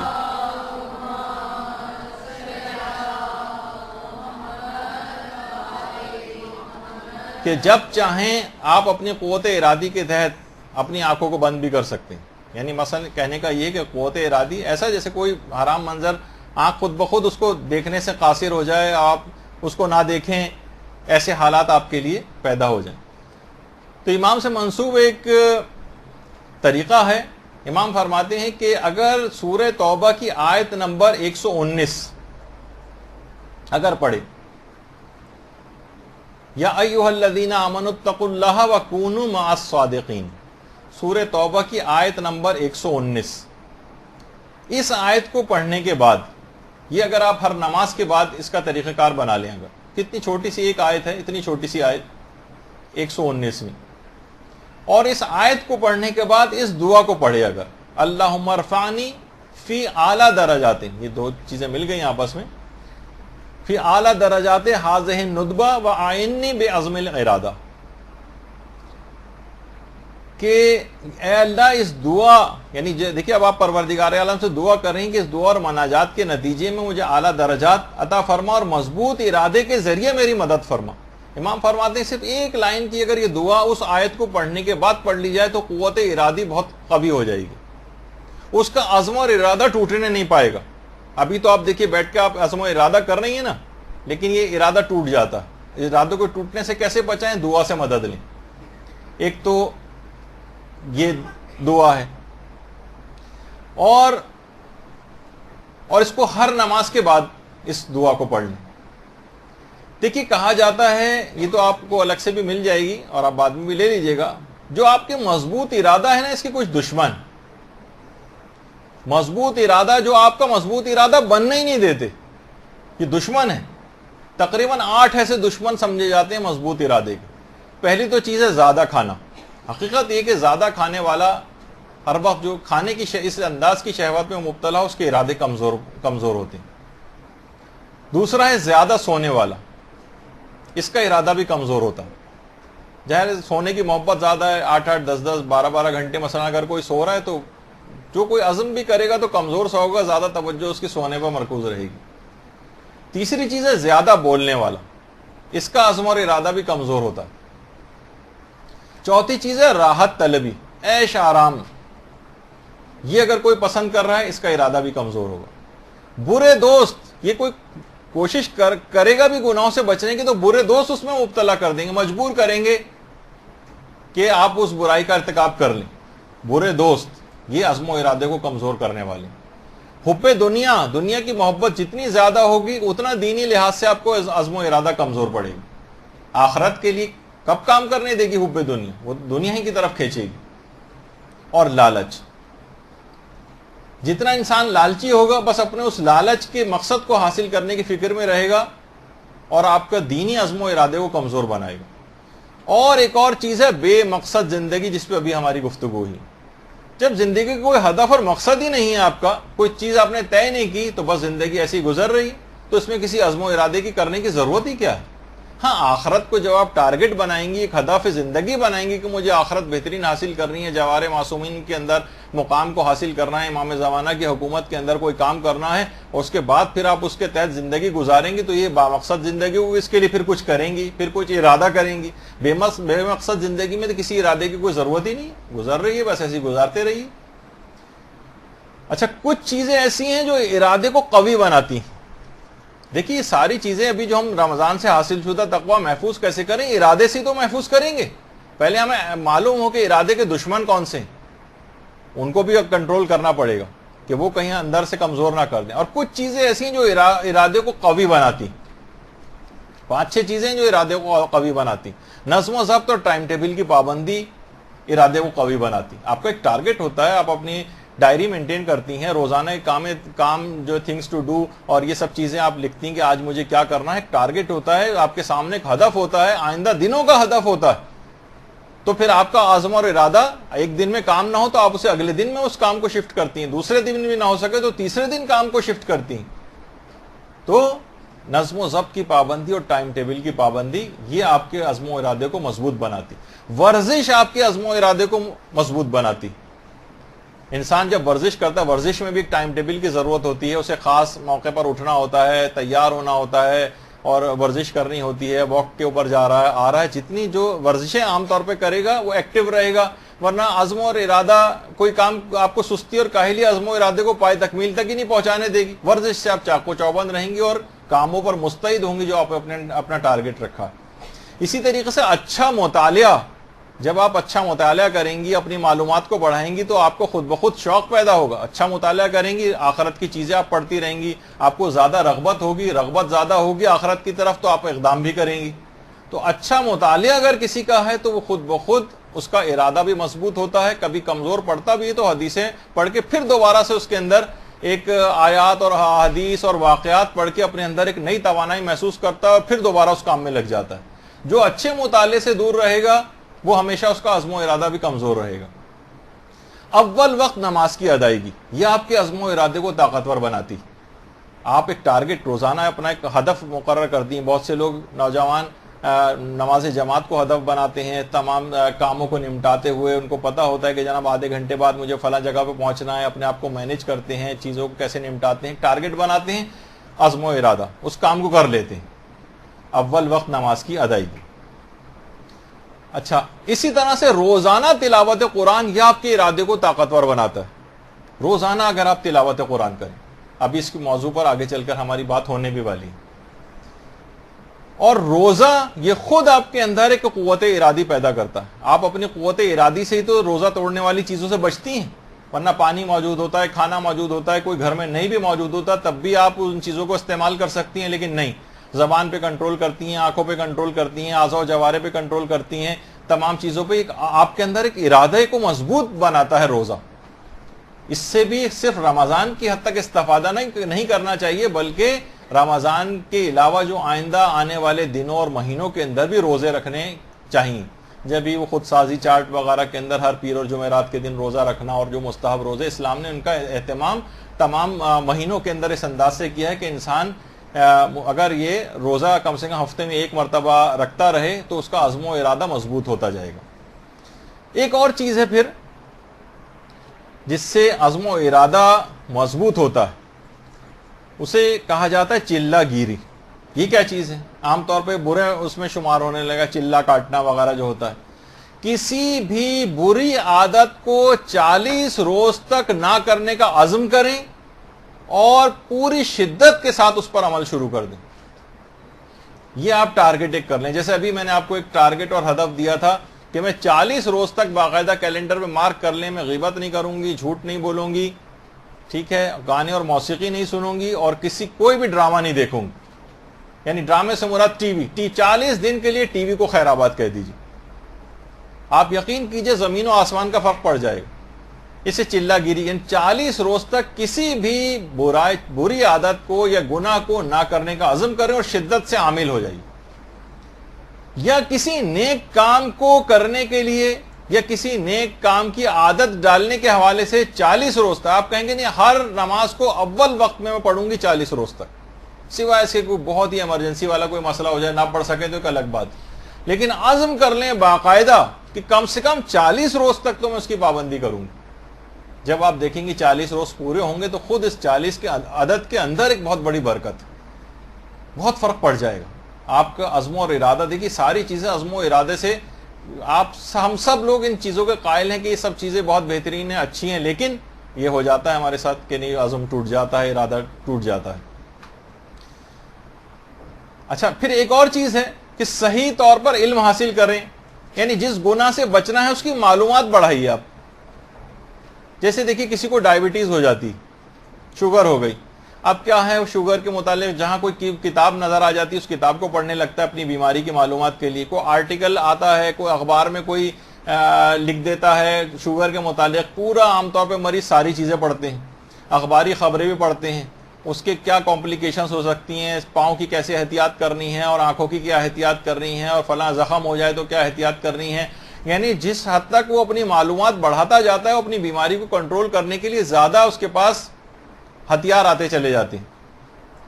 تو اسی طریقے سے جس طرح بیماریوں کا سلسلہ، اسی طرح گناہوں کا سلسلہ بھی، یعنی اگر آپ اس گناہ کے متعلق معلومات اپنی بڑھائیں، مثلا اس کے عواقب پڑھیں، اس کے نتائج پڑھیں، قرآن و حدیث میں کیا کہا گیا اس گناہ کے متعلق، اس کے کیا نقصانات بیان کیے گئے ہیں، دنیاوی کیا نقصانات ہیں، آخرت کے کیا نقصانات ہیں، ان کو آپ سرچ کیجئے کبھی۔ جو برائی اور گناہ آپ کو اپنے اندر نظر آ رہا ہے، اگر آپ واقعتاً اس کے پیچھے لگ جائیں، اس کے متعلق معلومات لینے لگیں کہ میں اس سے پیچھا کیسے چھڑاؤں، علماء نے کیا کہا ہے، کچھ کتابیں پوچھیے، انٹرنیٹ پہ سرچ کریں، آپ کو خود بخود جب معلومات آپ کی وسیع ہوں گی تو آپ بچیں گے، ارے یہ نقصان ہے، یہ نقصان ہے، یہ نقصان ہے، اچھا اس میں مجھے شفاعت رسول اللہ کی نہیں ملے گی، اچھا میرے ساتھ یہ ہوگا، عذاب جہنم اتنا زیادہ برداشت کرنا پڑے گا۔ اب انسان علم حاصل ہوا، اس کے متعلق معلومات اس نے بڑھائیں تو خود بخود آپ کا عزم و ارادہ مضبوط ہوگا، معلومات حاصل ہونے کی وجہ سے کہ میں اس گناہ کو نہ کروں۔ یا اسی طریقے سے نیکی کے سلسلے میں بھی ہے کہ نیکی جب آپ کوئی کرنے جاتی ہیں اور اس کی معلومات آپ بڑھا لیتی ہیں، اچھا اتنا زیادہ فائدہ ہے اس کا، اچھا غدیر کے دن روزہ رکھنے کا اتنا فائدہ ہے، اچھا 1,00,000 فلاں چیز ملے گی، یہ ہوگا وہ ہوگا، جتنے فضائل اور اس کی معرفت حاصل کرتی جائیں گی اتنا زیادہ آپ اس نیکی کی طرف راغب ہوتی چلی جائیں گی اور اس کو ترک نہیں کر سکیں گے، کوئی ارادہ مضبوط ہو جائے گا، پختگی اس کے اندر آ جائے گی۔ ایک چیز اور علماء نے بتائی ہے عملیات کے اعتبار سے کہ اگر کثرت کے ساتھ اللہ الصمد اس کا ورد کریں تو اس سے ارادہ بہت قوی ہو جاتا ہے۔ اللہ الصمد کثرت کے ساتھ ایک یہ ہے طریقہ، اور ارادے کی مضبوطی کے لیے ایک عمل علماء نے یہ بھی بتایا ہے کہ 14 روز تک 110 مرتبہ یا مریدو یا فعالو یا قویو، اس میں مد ہٹا دیجئے، صرف تشدید ہے، یا فعالو یا قویو، یہ 14 روز تک اگر 110 مرتبہ پڑھا جائے، یعنی پورا یہ جو جملہ ہے ایک ساتھ 110 مرتبہ پڑھا جائے تو اس سے مجرب بہت یہ ہے کہ اس سے ارادہ بڑا قوی ہو جاتا ہے، بڑا تجربہ شدہ ہے۔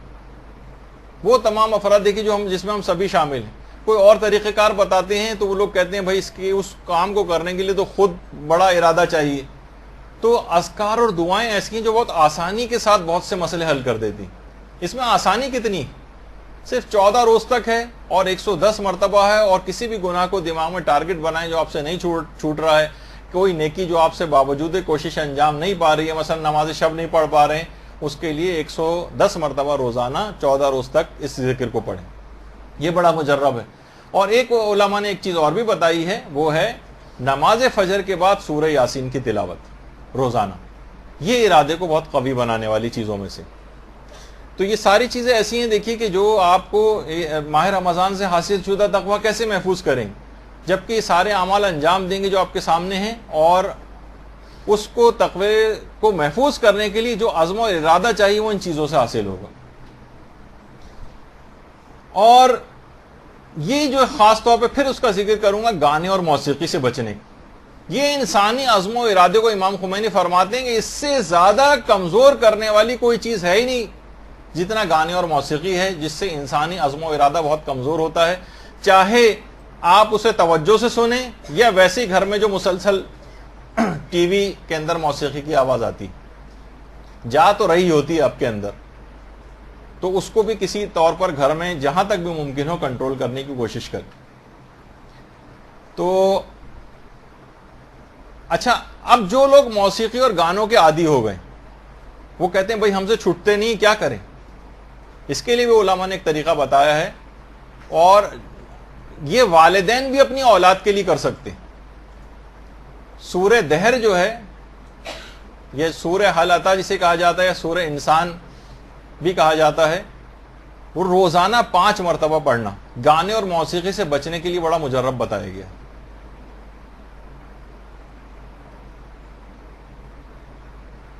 گانے اور موسیقی سے بچنے کے لیے.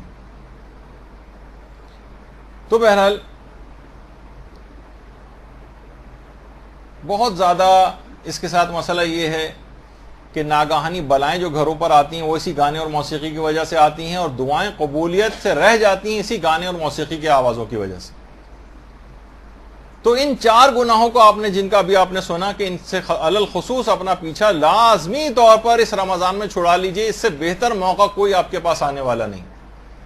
اس میں ہر کام آپ چاہیں کر سکتی ہیں. اس رمضان سے فائدہ اٹھا لیجئے، ورنہ یہ آئے گا گزر جائے گا، نہ معلوم اگر رمضان ملے نہ ملے. اور ان صفات بد کے ساتھ پروردگار کے دربار میں حاضری سے جو ہے انسان کا دل ٹکڑے ٹکڑے ہو جانا چاہیے کہ ان برائیوں کو لے کر پروردگار کے پاس پہنچے. اچھا، اب کچھ آپ کو صفات نیک اور اخلاق اپنے اندر اس رمضان میں پیدا کر لینی. وہ اگر آپ پیدا کر لیں اور اس کو آپ کرتی رہیں، یہ بھی کوئی زیادہ نہیں ہے، بہت آسان سی آپ کو بتاؤں گا. اس سے پورے رمضان میں جو آپ نے تقوی حاصل کیا ہے بہت محفوظ ہو جائے گا. ان میں پہلی ہے کم سے کم 50 آیات قرآنی کی روزانہ تلاوت. 50. کوشش کر لیں کہ جیبی سائز کا یا چھوٹا قرآن ایک اپنے پاس جو ہر وقت ہینڈی رہ سکے. ایک ہوتا ہے وہ بڑا قرآن، وہ جزدان میں ہوتا ہے، جزدان کسی اونچی جگہ کے اوپر رکھا ہوتا ہے، اسے اتارنا، پھر وہی سستی اور کاہلی جو ہمارا فطرت ثانیہ بن چکی ہے ہم سب کی، کون اتارے اور پڑھے نکال کر گرد وغیرہ معاذ اللہ اس کی جھاڑ کر. تو یہ والا مسئلہ اس کے ساتھ ہوتا ہے کہ ایسا جیبی قرآن ہر وقت آپ کے سائڈ ٹیبل کے اوپر رکھا رہے، جہاں آپ لیٹتی بیٹھتی زیادہ ہیں، ہر وقت آپ کے ایکسس میں رہے، اور جب موقع ملے فوراً بیٹھی کھولا آپ نے اور ایک صفحہ پڑھ لیا اس کا. کم سے کم 50 آیتوں کو تو روزانہ ٹارگٹ کریں. 50 آیتیں. آیت اللہ علی آقا قاضی، ان کے پاس کتنے بڑے بڑے علماء دستور العمل کے لیے آتے تھے. علامہ محمد حسین طباطبائی کے جو بھائی تھے سید حسن الہی طباطبائی، یہ خود بڑے عرفاء میں ان کا شمار ہوتا تھا اور کسی بھی طور پر علامہ سے کم نہیں تھے علم کے اندر. انہوں نے خود دستور العمل کے لیے آیت اللہ علی آقا قاضی کے پاس گئے، نہیں بلکہ انہوں نے خط لکھا کہ مجھے کوئی دستور العمل آپ کہ میں کیا عمل کروں، مجھے کیسے، عالم ہونے کے باوجود عرفاء سے دستور العمل لینا اپنے بزرگ علماء سے، یہ علماء کا طریقہ کار رہا ہے. تو آیت اللہ علی آقا قاضی نے ان کو خط میں لکھا کہ دستور العمل تمہارا قرآن مجید. قرآن، اب سوچتے ہیں اچھا قرآن ہر بیماری، فرماتے ہیں اس میں لکھا انہوں نے کہ ہر بیماری کی دوا ہے اور ہر بیماری کی شفا اس قرآن کے اندر، اور مخلصین کی آنکھوں کی ٹھنڈک ہے قرآن. البتہ فرماتے تھے کہ خاص طور پر قرآن کی جو حسن صورت ہے اور آداب ہے تلاوت میں اس کا خیال ضرور رکھنا. صحیح قرات اس کی ہو, صحیح مخارج ہوں, اس کے اندر غلطیاں نہ ہوں. اور کہتے تھے آداب کا خیال, تلاوت قرآن کے خاص آداب ہیں ان کا خیال رکھنا چاہیے. خاص طور پر راتوں میں تلاوت قرآن کو ترک نہیں کرنا چاہیے رات کے وقت. اور آپ ہی کے ایک شاگرد تھے محمد علی بروجردی, وہ فرماتے ہیں کہ اس حد تک آیت اللہ علی آقا قاضی قرآن سے اتنا ارتباط رکھتے تھے کہ قرآن سے کبھی جدا ہی نہیں ہوتے تھے. فرماتے تھے کہ ہم آخری عمر میں بھی دیکھتے تھے کہ جب آخری عمر کا حصہ چل رہا تھا, اپنی جو نمازیں پڑھنے کے بعد, واجبات کو انجام دینے کے بعد, روزے رکھنے کے بعد, یعنی جتنے بھی اس طرح کی ضروری چیزیں ان کو کاموں کو کرنے کے بعد ہر وقت ہمیں تلاوت قرآن کرتے نظر آتے تھے, ہر وقت تلاوت قرآن. آپ ہی کے بیٹے تھے سید حسن قاضی طباطبائی, وہ فرماتے تھے کہ صبح کو قرات قرآن شروع کرتے تھے صبح کے وقت علی الخصوص, اور صحیح قرات سے کرنے پہ بڑا زور دیتے تھے, اور کہتے تھے غلط قرات کے ساتھ پڑھنا قرآن کو یہ سخت بے ادبی. اور دیکھیے بہت ساری چیزیں ایسی جب قرآن کے سلسلے میں یا دعاؤں کے سلسلے میں ہم کبھی بتانی پڑ جاتی ہیں, اکثر لوگ جو ہے وہ بڑے ناراض ہو جاتے ہیں کہ بھائی یہ کیا بات ہوئی, یہ تو میڈیکل سائنس کا کام ہے, آپ نے قرآن سے ہر ایک کو جو ہے نا دوائیں بھی بتانے لگے ہیں اور بیماریوں کے علاج بتانے لگے. آیت اللہ شیخ جعفر شستری, ان کا بیٹا اچانک سے کسی بیماری کی وجہ سے نابینا ہو گیا, بالکل بینائی چلی گئی. بہت سی میڈیکل کنڈیشنز ایسی ہوتی ہیں کہ بینائی دماغی کچھ ہوتی ہیں جس میں ایک دم سے بینائی چلی جاتی.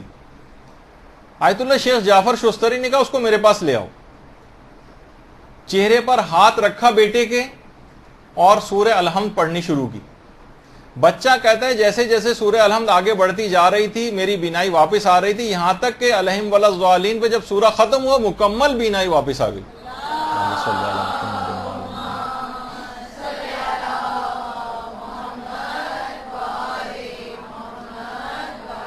تو بڑی اس کے تلاوت قرآن کے انتہا سے زیادہ فائدے ہیں, اور ہم تو 50 آیات کے لیے علی الخصوص کہہ رہے ہیں. آپ سوچ رہے ہوں گے 50 آیتیں, ارے اتنی زیادہ, کچھ بھی 50 آیتیں زیادہ نہیں. آیت اللہ سید عبد الکریم کشمیری یہ اپنے شاگردوں کو ہر 40 روز میں ایک ختم قرآن کی تاکید کرتے تھے. یہ سمجھیں, آپ بھی سوچیں کہ آیت اللہ سید عبد الکریم کشمیری آپ کو بھی بتا رہے ہیں. ابتدائی جو طالب علم ہوتے تھے ان کو کہتے تھے 40 روز میں کم سے کم ایک مرتبہ قرآن ختم ہو جانا چاہیے اگر تم واقعی کچھ اپنے روحانی طور پر کچھ بڑے بننا چاہتے ہو. 40 روز. اور جو خاص شاگرد تھے ان کو 3 دن میں ختم قرآن کرنے کو کہتے تھے, خاص شاگردوں کے لیے. ظاہر ہے جو سینئر ہو گئے ہیں اور بڑے مرتبہ کو حاصل کر لیا ہے, اور اگر کوئی شاگرد 3 دن میں ختم قرآن نہیں کر پاتا تھا خاص شاگردوں میں سے, اسے سخت سست کہا کرتے تھے. کہتے تھے تم بہت سست ہو گئے, تم روحانی اعتبار سے یعنی پیچھے چلے جاؤ گے. لیکن ابتدائی طالب علموں کو ہر 40 روز میں ایک ختم قرآن کا کہتے تھے. آیت اللہ بروجردی آدھے قرآن کے حافظ آیت اللہ بروجردی تھی. کہتے تھے کہ خود حفظ کے متعلق, جو آپ کو بھی پچھلے جو لیکچرز ہوئے تھے اس کے اندر بھی میں نے ایک چیز بتائی تھی کہ کچھ نہ کچھ سورہ روزانہ حفظ کرنے کی کوشش کریں, چند آیات ہی کیوں نہ صحیح. حفظ جو آپ کے دماغ کو ایسی جلا اور نمو بخشیں گی. تو آدھے قرآن کے تو حافظ تھے, کہتے تھے حفظ قرآن توشہ آخرت, اور کتنا افسوس ہے اس انسان پر جو آخرت میں بغیر توشہ دنیا سے لیے چلا جائے. حفظ قرآن جتنا آپ کر سکیں, جتنے سورے کر سکیں, جتنی آیات کو حفظ کر سکیں کیجیے. اور آیت اللہ صافی گل پائگانی فرماتے ہیں کہ اگر آپ نے قرآن کو تھاما تو کیونکہ قرآن کے ساتھ اطرت ساتھ ساتھ جڑا ہوا ہے, قرآن اور اطرت رسول یہ ایک ساتھ ساتھ ہے, قرآن اس کے بغیر بے معنی ہے. تو خود بخود یہ ہوگا کہ جتنا ارتباط آپ کا قرآن سے بڑھے گا خود بخود اتنا ارتباط اطرت سے جڑتا چلا جائے گا. کسی ایک کو بھی اگر آپ پکڑ لیں تو خود بخود دوسری چیز کی طرف جھکاؤ پیدا ہوگا. یہ ہمیشہ انی تارکن فیکم الثقلین, وہ جو آپ کتنی دفعہ حدیثوں کے اندر بھی یہ چیز پڑھتی ہیں اور شخص کو زبانی بھی یاد ہے کہ کتاب اللہ اور پیغمبر اسلام کی اطاعت. تو درود بھیجیے نا محمد علیہ وسلم صلی اللہ علیہ وسلم.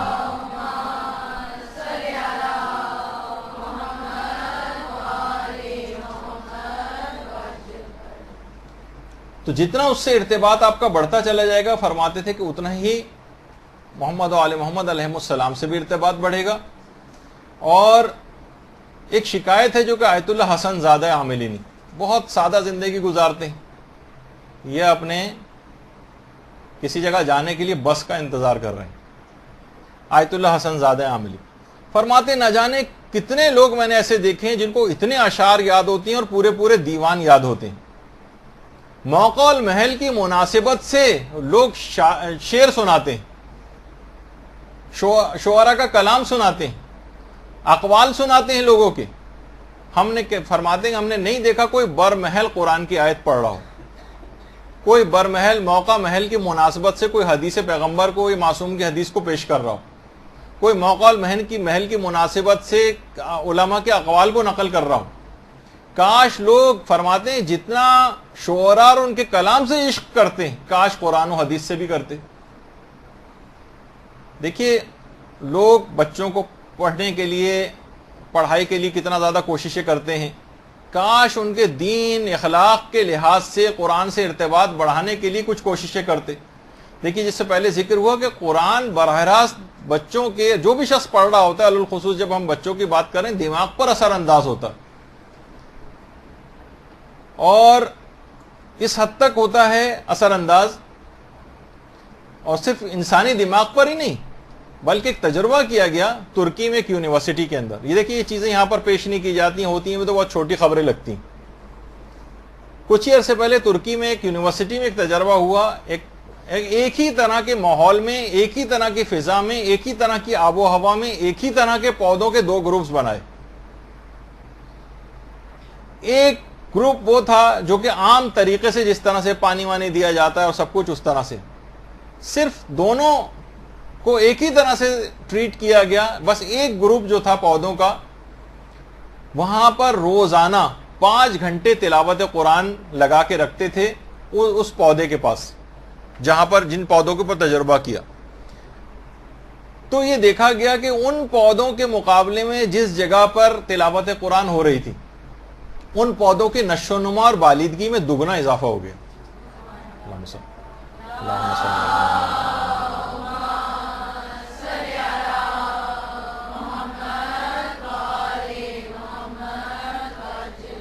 وہ جو عام پودے تھے بالکل جو ایک گروپ کے تھے ان کی لمبائی 13 سینٹی میٹر تھی رہی اس کے بعد، اور جو دوسری جس میں تلاوت قرآن لگائی گئی تھی ان کی 20 سینٹی میٹر تک ان کی جو ہے لمبائی ہو گئی ان کے پتوں کی. تو بہرحال اس سے اندازہ لگائیں کہ ایک انسان کے دماغ کے اندر کتنی بالیدگی، کتنی زیادہ ذہانت، فطانت اس قرآن کے ذریعے پیدا ہوگی اگر بچوں کو قرآن کے اندر زیادہ سے زیادہ لگایا جائے. کتنی ہوشیاری بچوں کے اندر آ جائے گی. آج بچے اور نوجوان ہمارے قرآن سے بہت دور ہیں، اور جو بھی تلاوت قرآن کرتا ہے اس کا حافظہ بھی بڑا قوی ہو جاتا ہے، یادداشت اس کی بڑی قوی ہو جاتی ہے. جو مطالب اس کو عام زندگی میں بھی اگر قرآن سے تو جو چیزیں ظاہر ہے اپنے اسکول کالج یونیورسٹی کے لیے یاد کرے گا وہ بھی اس کو پوری یاد رہیں گی.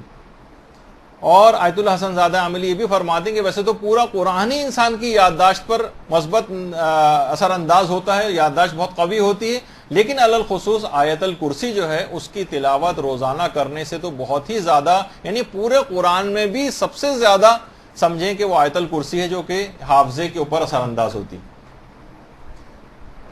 آیت اللہ فاضل لنکرانی یہ خود فرماتے ہیں کہ ہم دیکھتے تھے کہ آیت اللہ بروجردی جو تھے، آیت اللہ حسین بروجردی، ان کا حافظہ بڑا قوی تھا، بلکہ کہتے ہیں کہ عجائب روزگار میں سے تھا، یعنی ایکسیپشنل، معجزانہ جسے کہا جائے ایسا حافظہ تھا.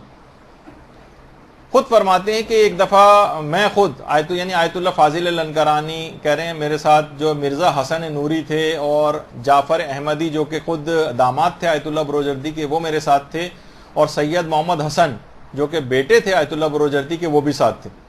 ہم سب آیت اللہ بروجردی کے پاس گئے، جو سیدھے ہاتھ پہ ہیں وہ ہیں آیت اللہ بروجردی. آیت اللہ بروجردی کے پاس گئے تو آیت اللہ بروجردی کے پاس تمام علم رجال اور تمام اسناد حدیث اپنے پاس اشاریوں میں انہوں نے کوڈ ورڈز کے اندر لکھے ہوئے تھے. کہہ رہے کسی بات چیت کے اندر کسی راوی کی تفصیل میں 45 منٹ تک آیت اللہ بروجردی نے ایک مفصل واقعہ سنایا کسی راوی کے حالات پر, 45 منٹ, پونے گھنٹے تک, اور کہنے لگے کہ یہ واقعہ میں نے فلاں کتاب سے آج سے 42 سال پہلے پڑھا تھا.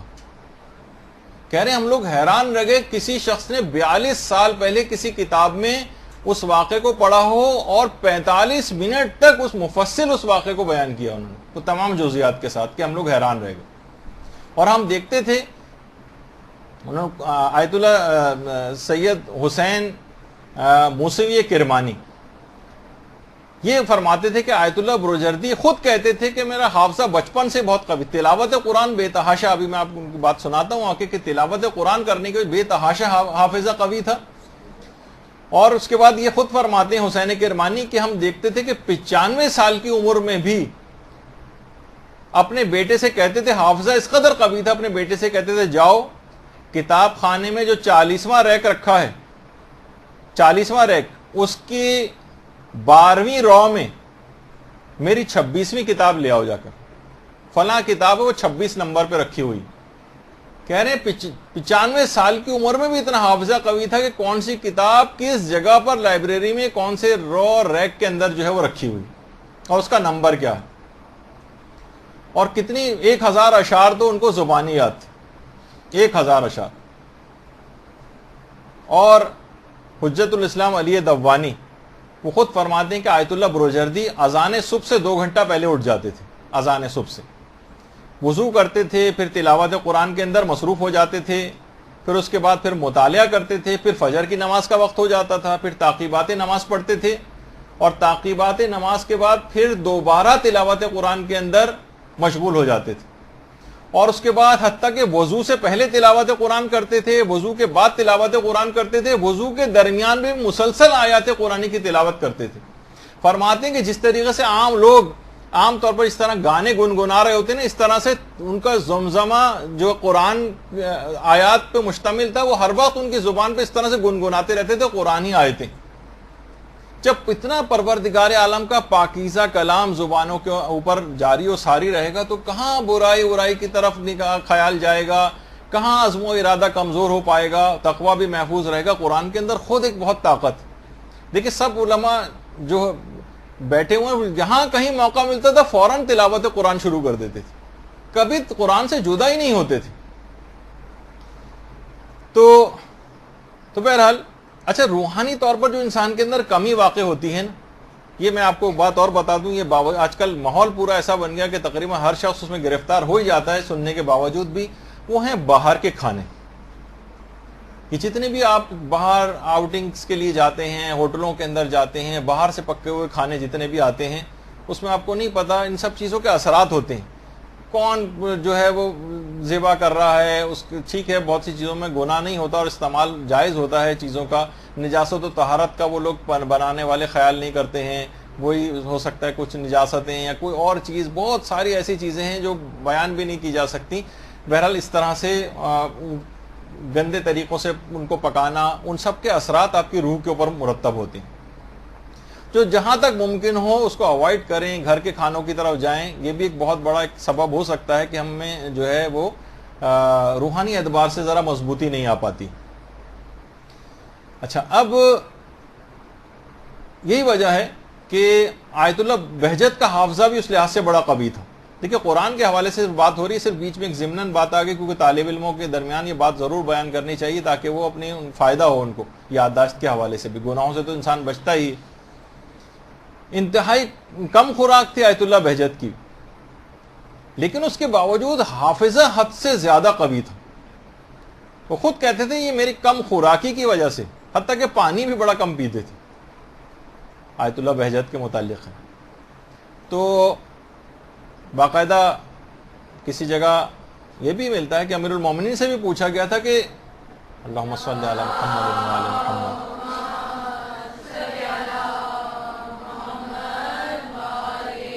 کہ اتنی کم خوراکی کے باوجود آپ اتنے قوی کیسے ہیں؟ یعنی اتنے جنگوں میں امیر المومنین کی شجاعت اور بہادری اور ان کی طاقت اور درہ خیبر کو اکھاڑنا اور یہ سب کچھ، یہ سب چیزیں اتنی کم خوراکی کے بعد. تو ملتا ہے کہ اس کی وجہ یہی بتائی گئی کہ جس طریقے سے وہ درخت جو ریگستانوں میں ہوتے ہیں وہ کم خوراکی کے باوجود انتہائی مضبوط ہوتے ہیں، اور جو بالکل دریا کے کنارے خوب سیراب بھی ہو رہے ہوتے ہیں وہ درخت بہت کمزور ہوتے ہیں. تو بہرحال دیکھیں، جن لوگوں نے بھی قرآن سے استفادہ کیا ہے، قرآن کی خصوصیت ہے کہ فائدہ ضرور پہنچاتی. آج کل تو خیر ایسا نہیں ہوتا، ہم دیکھتے ہیں کیونکہ اور بہت ساری چیزیں ایسی ہیں جو ہم حرام کام کر رہے ہوتے ہیں جس کی وجہ سے اثر پذیری کم ہو جاتی ہے. ایک اور چیز ہے جو آیت اللہ بہجت نے خاص طور پر ذکر کی حافظے کے حوالے سے، وہ ایک دعا ہے جو کہ مستدرک الوسائل میں بھی ہے اور امیر المومنین نے پیغمبر اسلام سے روایت کی. اللہم صلی علی محمد وعلی محمد.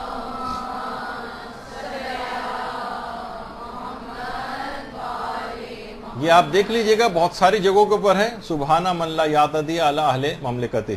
یہ جو ہے ہر نماز کے بعد اگر اس کو پڑھا جائے تو بہت زیادہ مجرب ہے حافظے کے حوالے سے بھی، لیکن اتنا وقت ابھی نہیں کہ اس کو آپ اتارنے کا ٹائم دیا جائے. تو میں یہ بتا رہا تھا جس کسی نے بھی اس سے فائدہ اٹھایا ہے. آج کل مصر کے حوالے سے ایک تنظیم کا بہت زیادہ نام اور تذکرہ آتا ہے. اب تنظیمیں بھی بعض اوقات اپنے رخ بدل لیتی ہیں اور تبدیل ہو جاتی ہیں، لیکن ابتدائی طور پر اخوان المسلمون یا اخوان المسلمین جو ہے مصر میں حسن البنا نے جو قائم کی تھی، تو باقاعدہ کہہ رہے ہیں ان کو ابتدائی طور پر جو کامیابیاں ملی وہ کہتے تھے قرآن کی وجہ سے. ہم موجودہ اس کی بات نہیں کر رہے، ابتدائی طور پر نہیں. کوئی شخص بھی اگر مسلمان قرآن کی تلاوت کرے گا تو لازمی طور پر اسے کچھ فائدے ضرور حاصل ہوں گے.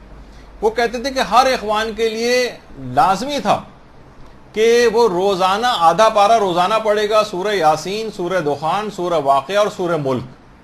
یہ خاص طور پر وہ کہ ایک دن بھی ناغہ نہیں کرے گا، یہ باقاعدہ اوتھ لیا جاتا تھا ان سے. اور اسی طریقے سے ہر شب جمعہ اور روز جمعہ سورہ کہف اور سورہ آل عمران کی تلاوت لازمی تھی. تو خود وہ لوگ بتاتے ہیں کہ ابتدائی طور پر اخوان کو جس تیزی کے ساتھ کامیابیاں ملی، اور اس کے بعد ظاہر ہے جب انسان دور ہوتا جاتا ہے اور اس کے مقاصد جو تبدیل ہوتے جاتے ہیں تو تنظیموں کے اوپر بھی زوال آتا ہے. لیکن قرآن سے جو بھی استفادہ کرے گا اور فائدہ اٹھائے گا، قرآن اپنے تمام نچھاور کرے گا اس کے اوپر فائدے، کم سے کم دنیاوی فائدے. تو اگر وہ مومن نہیں بھی ہے تو دنیاوی فائدے اس کو ضرور حاصل ہوں گے. اور یہی چیز آج کل حزب اللہ کے سلسلے میں بھی ہم کو نظر آتی ہے کہ ان کی اپنی ٹریننگ کے اندر باقاعدہ روزانہ کی بنیاد پہ تلاوت قرآن، روزانہ کی بنیاد پر نماز شب اور کچھ ایسے خاص اعمال ہیں جو کہ وہ لوگ انجام دیتے ہیں، جب بھی دنیا کی کتنی بڑی بڑی طاقتوں کو اس انداز سے شکست دی. اچھا آپ دیکھیں آج کل کے حوالے سے، دیکھیں رمضان شروع ہو رہا ہے اور افسوس کی بات ہے کتنے ہی شیعہ افراد ایسے ہیں کہ اس وقت جو تشیع کی خاص طور پر جو پوری دنیا کی طاقتیں ان کے اوپر لگی ہوئی ہیں. عراق کے حوالے سے اکثر لوگوں کو پتہ بھی نہیں، اچھا کچھ حالات خراب ہیں، سنا ہے کہ حالات خراب ہیں عراق کے، ان کو نہیں پتہ کہ کتنے بڑے بڑے خطرات اب یہاں پر منڈلا رہے ہیں اور ان جگہوں کے اوپر بھی منڈلا رہے ہیں، لیکن لوگ دعا تک سے غافل.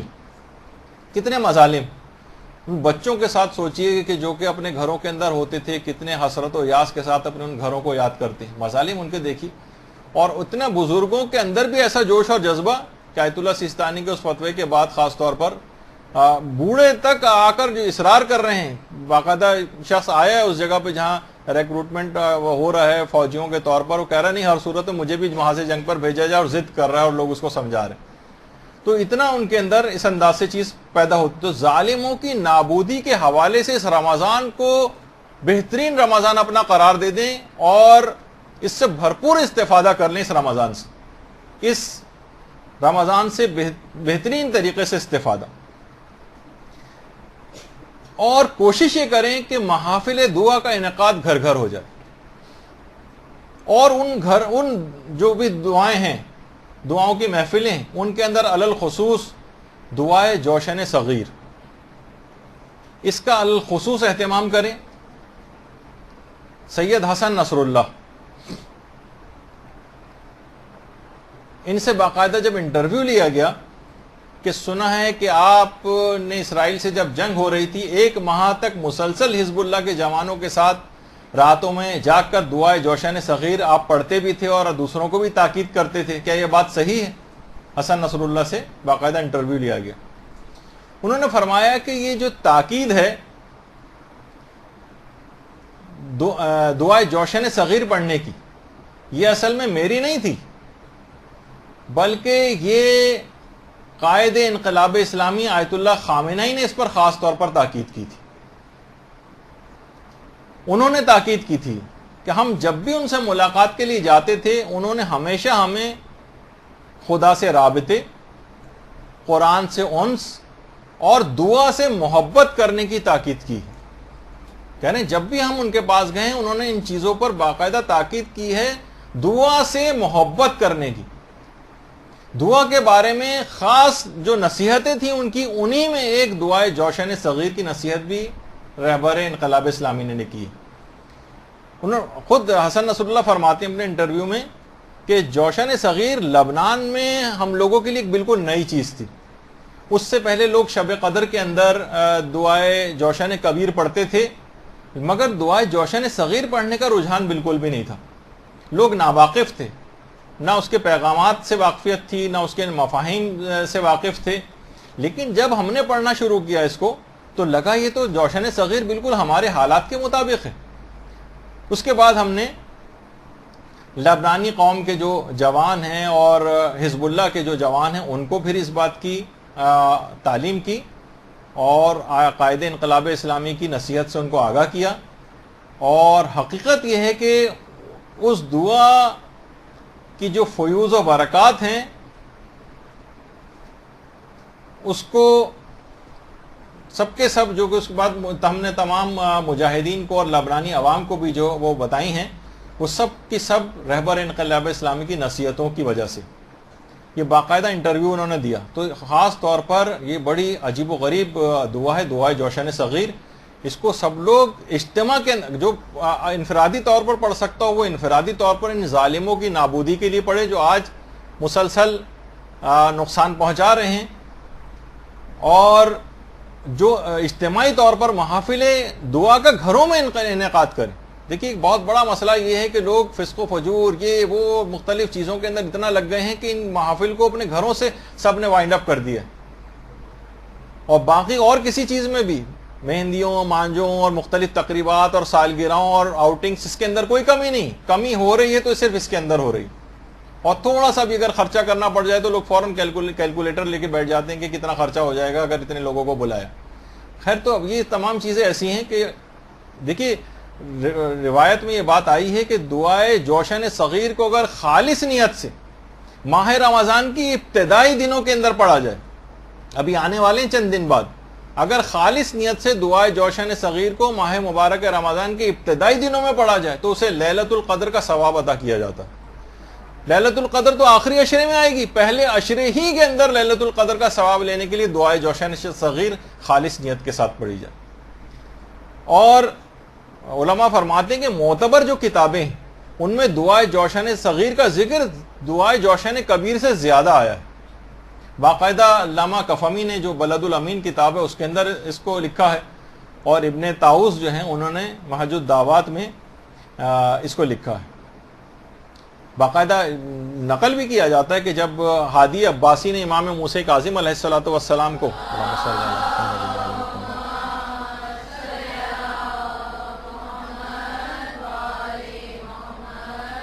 اس نے جب امام کو قتل کا ارادہ کیا تھا تو امام نے اس دعا کو پڑھا تھا، اور اس کے بعد خواب میں پیغمبر اسلام آئے تھے اور کہا تھا کہ کل پروردگار تمہارے دشمن کو ہلاک کر دے گا، اور اگلے دن اس کی پھر موت کی خبر آئی تھی.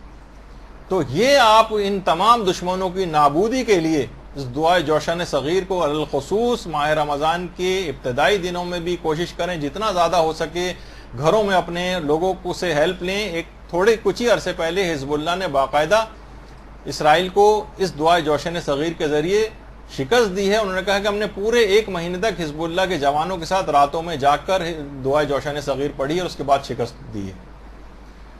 تو یہ اس رمضان کو اس لحاظ سے خالی نہ جانے دیں، اور ضرور بھی ضرور اس کے اندر آپ کوشش کریں کہ اس کو رائج رکھیں. محافل دعا کا انعقاد گھر گھر ہونا چاہیے، اور انفرادی طور پر بھی اجتماعی طور پر بھی، اور کوشش کریں کہ اگر ایک ہی گھر کے اندر ممکن نہیں تو الگ الگ گھروں کے اندر بھی اس کا انعقاد کریں، اور دوسروں تک پیغام پہنچائیں کہ زیادہ سے زیادہ دعا جوشان صغیر پڑھنا شروع کریں لوگ۔ اور آیت اللہ ناصر مکارم شیرازی فرماتے ہیں کہ اس حد تک کہ تمام فقہا نے کفن پر دعائے جوشن کبیر اور صغیر دونوں لکھنے کی بڑی تاکید کی، کہنے تمام فقہا نے اس کے استحباب کا فتویٰ دیا۔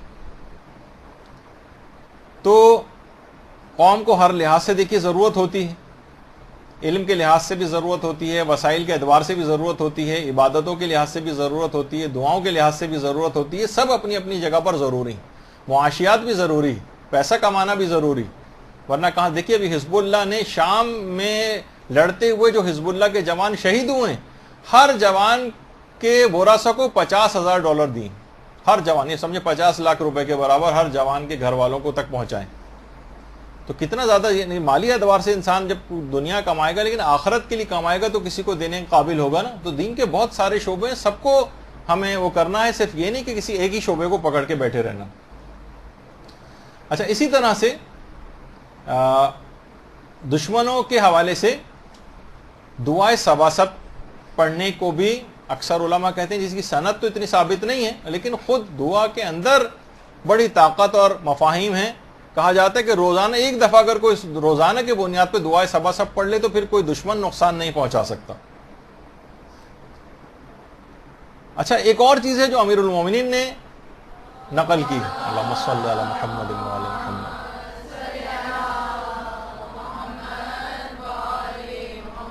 دشمنوں سے حفاظت کے لیے، اور وہ ہے کہ اذان اور اقامت کے درمیان سجدے میں جائیں اور اس دعا کو پڑھیں، رب لک سجدت خاضعا خاشعا ذلیلا۔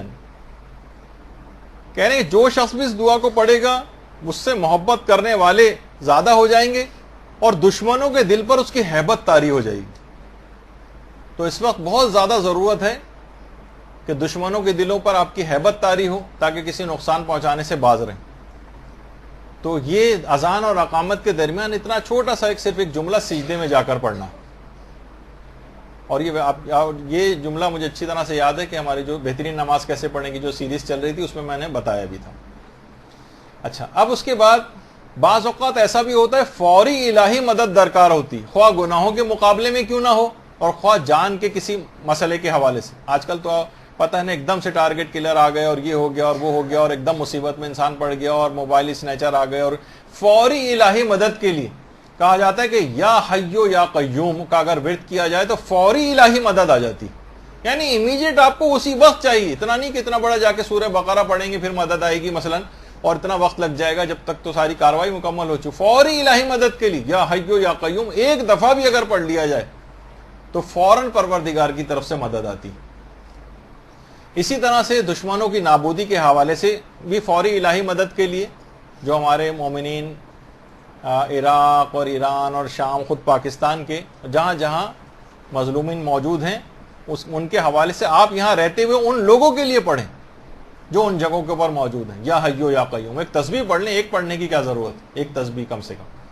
اسی طرح سے ذکر یونسیہ، لا الہ الا انت سبحانک انی کنت من الظالمین، یہ دشمنوں کی نابودی کے لحاظ سے ذکر یونسیہ بہت زیادہ مجرب، اس کا اکثر و بیشتر ذکر ہوتا رہتا ہے، لیکن ظالموں کی نابودی کے لحاظ سے بھی سجدے میں جا کر کم سے کم 10 مرتبہ 100 مرتبہ 400 دفعہ جتنی بھی دفعہ ہو سکے کم سے کم۔ لوگ آج کل پوچھ رہے ہیں کہ ہماری کیا ذمہ داری ہے عراق کے حوالے سے اور شام کے حوالے سے، تو کم سے کم جو یہاں پر آپ فی الحال کر سکتے ہیں اور کسی اور خدمت کو انجام دینے کے قابل نہیں ہے تب تک دعا کو تو کم سے کم نہ چھوڑیں، اور ان مومنین کے لیے جو وہاں پر موجود ہیں اور برسر پیکار ہیں ان کے لیے یہاں پر رہتے ہوئے ان دعاؤں کو ضرور پڑھتے ہیں۔ اسی طرح سے یا قویو، اس کو 1000 مرتبہ پڑھنے سے بھی ظالموں کی نابودی کے لحاظ سے بہت مجرب ہے، یہ مدد آتی ہے پروردگار کی طرف سے، کیونکہ اللہ کو پکار رہے ہیں آپ، کوئی حقیر چیز نہیں ہے معاذ اللہ کہ ان اذکار کو جس طریقے سے آج کل سمجھا جاتا ہے کہ ارے یہ کیا چیز آپ صرف بتا رہے ہیں لوگوں کو، صرف آپ نے صرف جو ہے مثلا دعاؤں کے اندر لگایا ہوا ہے اور پتہ نہیں کون کون سے اشعار بھی لکھتے رہتے ہیں سلسلے میں، خیر وہ چھوڑیے۔ تو اچھا، اسی طرح سے قرآن کی ایک آیت جو ہے اگر وہ پڑھے انسان اور وہ اس کا عدد ہے 2062 دفعہ ان ظالموں کی نابودی کے لیے کہ پروردگار میں مغلوب ہو گیا ہوں، اپنی طرف سے مدد کو نازل فرما، رب انی مغلوب فانتصر. تو یہ 2062 دفعہ 2062 دفعہ اس کا پڑھنا بڑا مجرب. اور خاص طور پر آج کل کے حالات میں زیارت عاشورہ کی بھی بڑی تاکید ہے. زیارت عاشورہ خود علامہ امینی، علامہ عبد الحسین امینی جنہوں نے کتاب الغدیر لکھی ہے، ان کے بیٹے ڈاکٹر محمد ہادی امینی، اب تو خیر ان کا بھی انتقال ہو گیا ہے، چند سال پہلے جامعہ الازہر میں پڑھاتے بھی تھے. تو کہتے ہیں کہ علامہ کے انتقال کے 4 سال بعد میں نے خواب میں علامہ کو دیکھا تھا، اپنے والد کو. 1394 ہجری میں شب جمعہ تھی اور فجر کے قریب مجھے خواب میں علامہ نظر آئے تھے، بے انتہا خوش تھے. میں نے ان سے پوچھا کہ آپ کی خوشی کی وجہ کیا ہے؟ کیا آپ کی خوشی کی وجہ کتاب الغدیر ہے جو آپ نے اتنی مفصل امیر المومنین کی خدمت انجام دی ہے؟ کیا یہ وجہ ہے یا دیگر تالیفات ہیں آپ کی وجہ آپ کے خوش ہونے کی، یا وہ امیر المومنین لائبریری جو کہ نجف میں ہے جو انہوں نے قائم کی تھی، کیا یہ آپ کی خوشی کی وجہ ہے؟ آیت اللہ امینی نے فرمایا میری خوشی کی وجہ زیارت امام حسین علیہ الصلوۃ والسلام.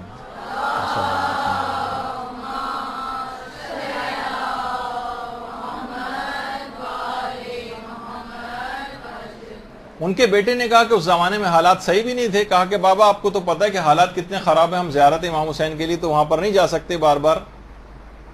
تو اس موقع پہ پھر علامہ نے کہا کہ میں نے تمہیں جب زندہ تھا اس وقت بھی یہ وصیت کی تھی، اب دوبارہ تاکید کرتا ہوں کہ کسی بھی صورت زیارت عاشورہ کو ترک مت کرنا، اور جس طرح سے تم روزانہ واجبات اپنے انجام دیتے ہو اس طرح سے زیارت عاشورہ کو پڑھتے رہنا. جس طریقے سے تم روزانہ کی بنیاد پر واجبات کو انجام دیتے ہو. دیکھیں ہمارے علماء اتنے حساس رہے ہیں خاص طور پر زیارت عاشورہ کی، آج کل ظالموں کی نابودی کی نیت سے پڑھنا. اپنے لحاظ سے بھی کہ ملا فتح علی سلطان آبادی گزرے ہیں، یہ محرم کے پہلے 10 دنوں میں ہر شہید کربلا کی طرف سے الگ الگ زیارت عاشورہ پڑھتے تھے روزانہ ابتدائی 10 دنوں میں. حتیٰ کہ جس وقت ان کی روح جسم سے نکل رہی تھی اس وقت بھی زیارت عاشورہ ان کی زبان پر تھی. یہی وجہ ہے کہ شیخ محمد حسین غروی اصفہانی کمپانی ایک ہمارے ایک عالم گزرے ہیں، اور مسلسل فقہ اور اصول کے اندر تو ان کی ظاہر کتابیں اور خدمات تھیں، لیکن مسلسل زیارت عاشورہ کو پڑھنے کے اتنے عادی تھے کہ ان کی خاص دعا تھی کہ پروردگار میرا جس وقت انتقال ہو تو میری زبان پر آخری کلمات زیارت عاشورہ کے ہوں. اور جس وقت ان کا انتقال ہوا شیخ غروی کا اس وقت ان کے آخری کلمات ان کی زبان پر زیارت عاشورہ ہی تھی. تو اتنا لوگوں نے باقاعدہ اسی عاشورہ زیارت عاشورہ باقاعدہ عاشورہ بریگیڈ ایک بنایا گیا ہے ظالموں سے مقابلے کے لیے حال ہی میں وہاں پر. تو اور خود علی آقا قاضی جن کا اتنا زیادہ تذکرہ ہماری گفتگو کے اندر اکثر و بیشتر آتا رہتا ہے، وہ خود فرماتے تھے کہ اب میں جس مقام پہ بھی اس وقت ہوں صرف 2 چیزوں کی وجہ سے یہاں تک پہنچا ہوں، ایک تو قرآن کریم کی بدولت اور دوسرا زیارت حضرت سید الشہداء کی بدولت. اللہم صلی علی محمد.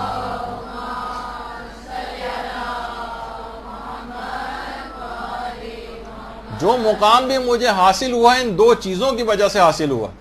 دیکھیے ابھی ہم نے کہا 50 آیات تلاوت قرآن روزانہ کرنا اور ہر وقت قرآن کو اپنے اوڑھنا بچھونا قرار دینا، اور اسی طریقے سے زیارت عاشورہ بھی اگر انسان اس انداز سے کرتا رہے. آیت اللہ سید تقی موسوی اصفہانی جو صاحب مکیال المکارم کہلاتے ہیں، ان کے خادم کے بھائی نے ان کے خادم تھے، انہوں نے اپنے بھائی کو خواب میں دیکھا جو انتقال کر گئے تھے. دیکھا کہ بہت لباس فاخرانہ پہنے ہوئے ہیں. تو میں بڑا حیران ہوا کیونکہ میرے بھائی کا اتنا اچھا کردار نہیں تھا. میں نے اس سے پوچھا کہ تمہارے اعمال تو اس قابل نہیں تھے, پھر آخر اتنے خوش ہونے کی وجہ کیا ہے؟ کہا کل ہی ایک جو گورکن ہے قبرستان کا, اس کی ماں کی تدفین یہاں پر ہوئی ہے, اور امام حسین 3 دفعہ اس گورکن کی ماں کی قبر میں آ چکے ہیں. اللہم صلی علی محمد و علی محمد.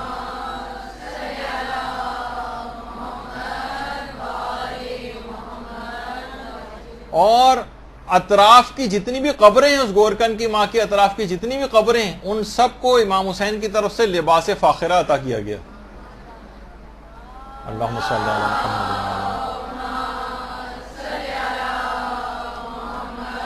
علی محمد. تقی موسوی اصفہانی کے جو خادم تھے, اسی وقت کہنے میں نیند سے بیدار ہوا اور فوراً اٹھ کر گورکن کے گھر گیا جس کی ماں کا انتقال ہوا تھا. تو میں نے اس سے یہ پوچھا کہ آخر تمہاری والدہ کون سے ایسے اعمال انجام دیتی تھی؟ کہا کہ اور تو کوئی مجھے خاص پتہ نہیں, البتہ زیارت عاشورہ روزانہ پابندی کے ساتھ پڑھا کرتی تھی. اور ایسا ہی عمل ہے زیارت عاشورہ کا پڑھنا کہ آیت اللہ بہجت یہ فرماتے تھے کہ زیارت عاشورہ پڑھنے والے کا سلام براہ راست امام حسین علیہ السلام تک کسی واسطے اور حجاب کے بغیر پہنچ جاتا. یعنی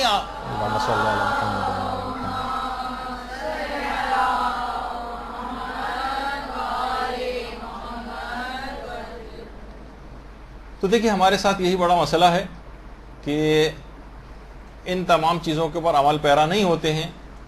جتنا مجھے ابھی سمجھیں کہ آدھا حصہ اس کا بیان ہوا ہے, اور آدھا حصہ ہم کیا کریں اس لحاظ سے یہ آئندہ جو ہماری نشست ہوگی اگلی, اس کے اندر بیان کریں گے. آج کی حد تک صرف 2 پیغامات خاص طور پر رہے کہ ایک تو آپ کو 4 برائیوں سے اپنا پیچھا چھڑانا ہے, اگر سارا سال جس رمضان سے حاصل شدہ تقوی کو استعمال کرنا, ورنہ یہ سب ضائع ہو جائے گا.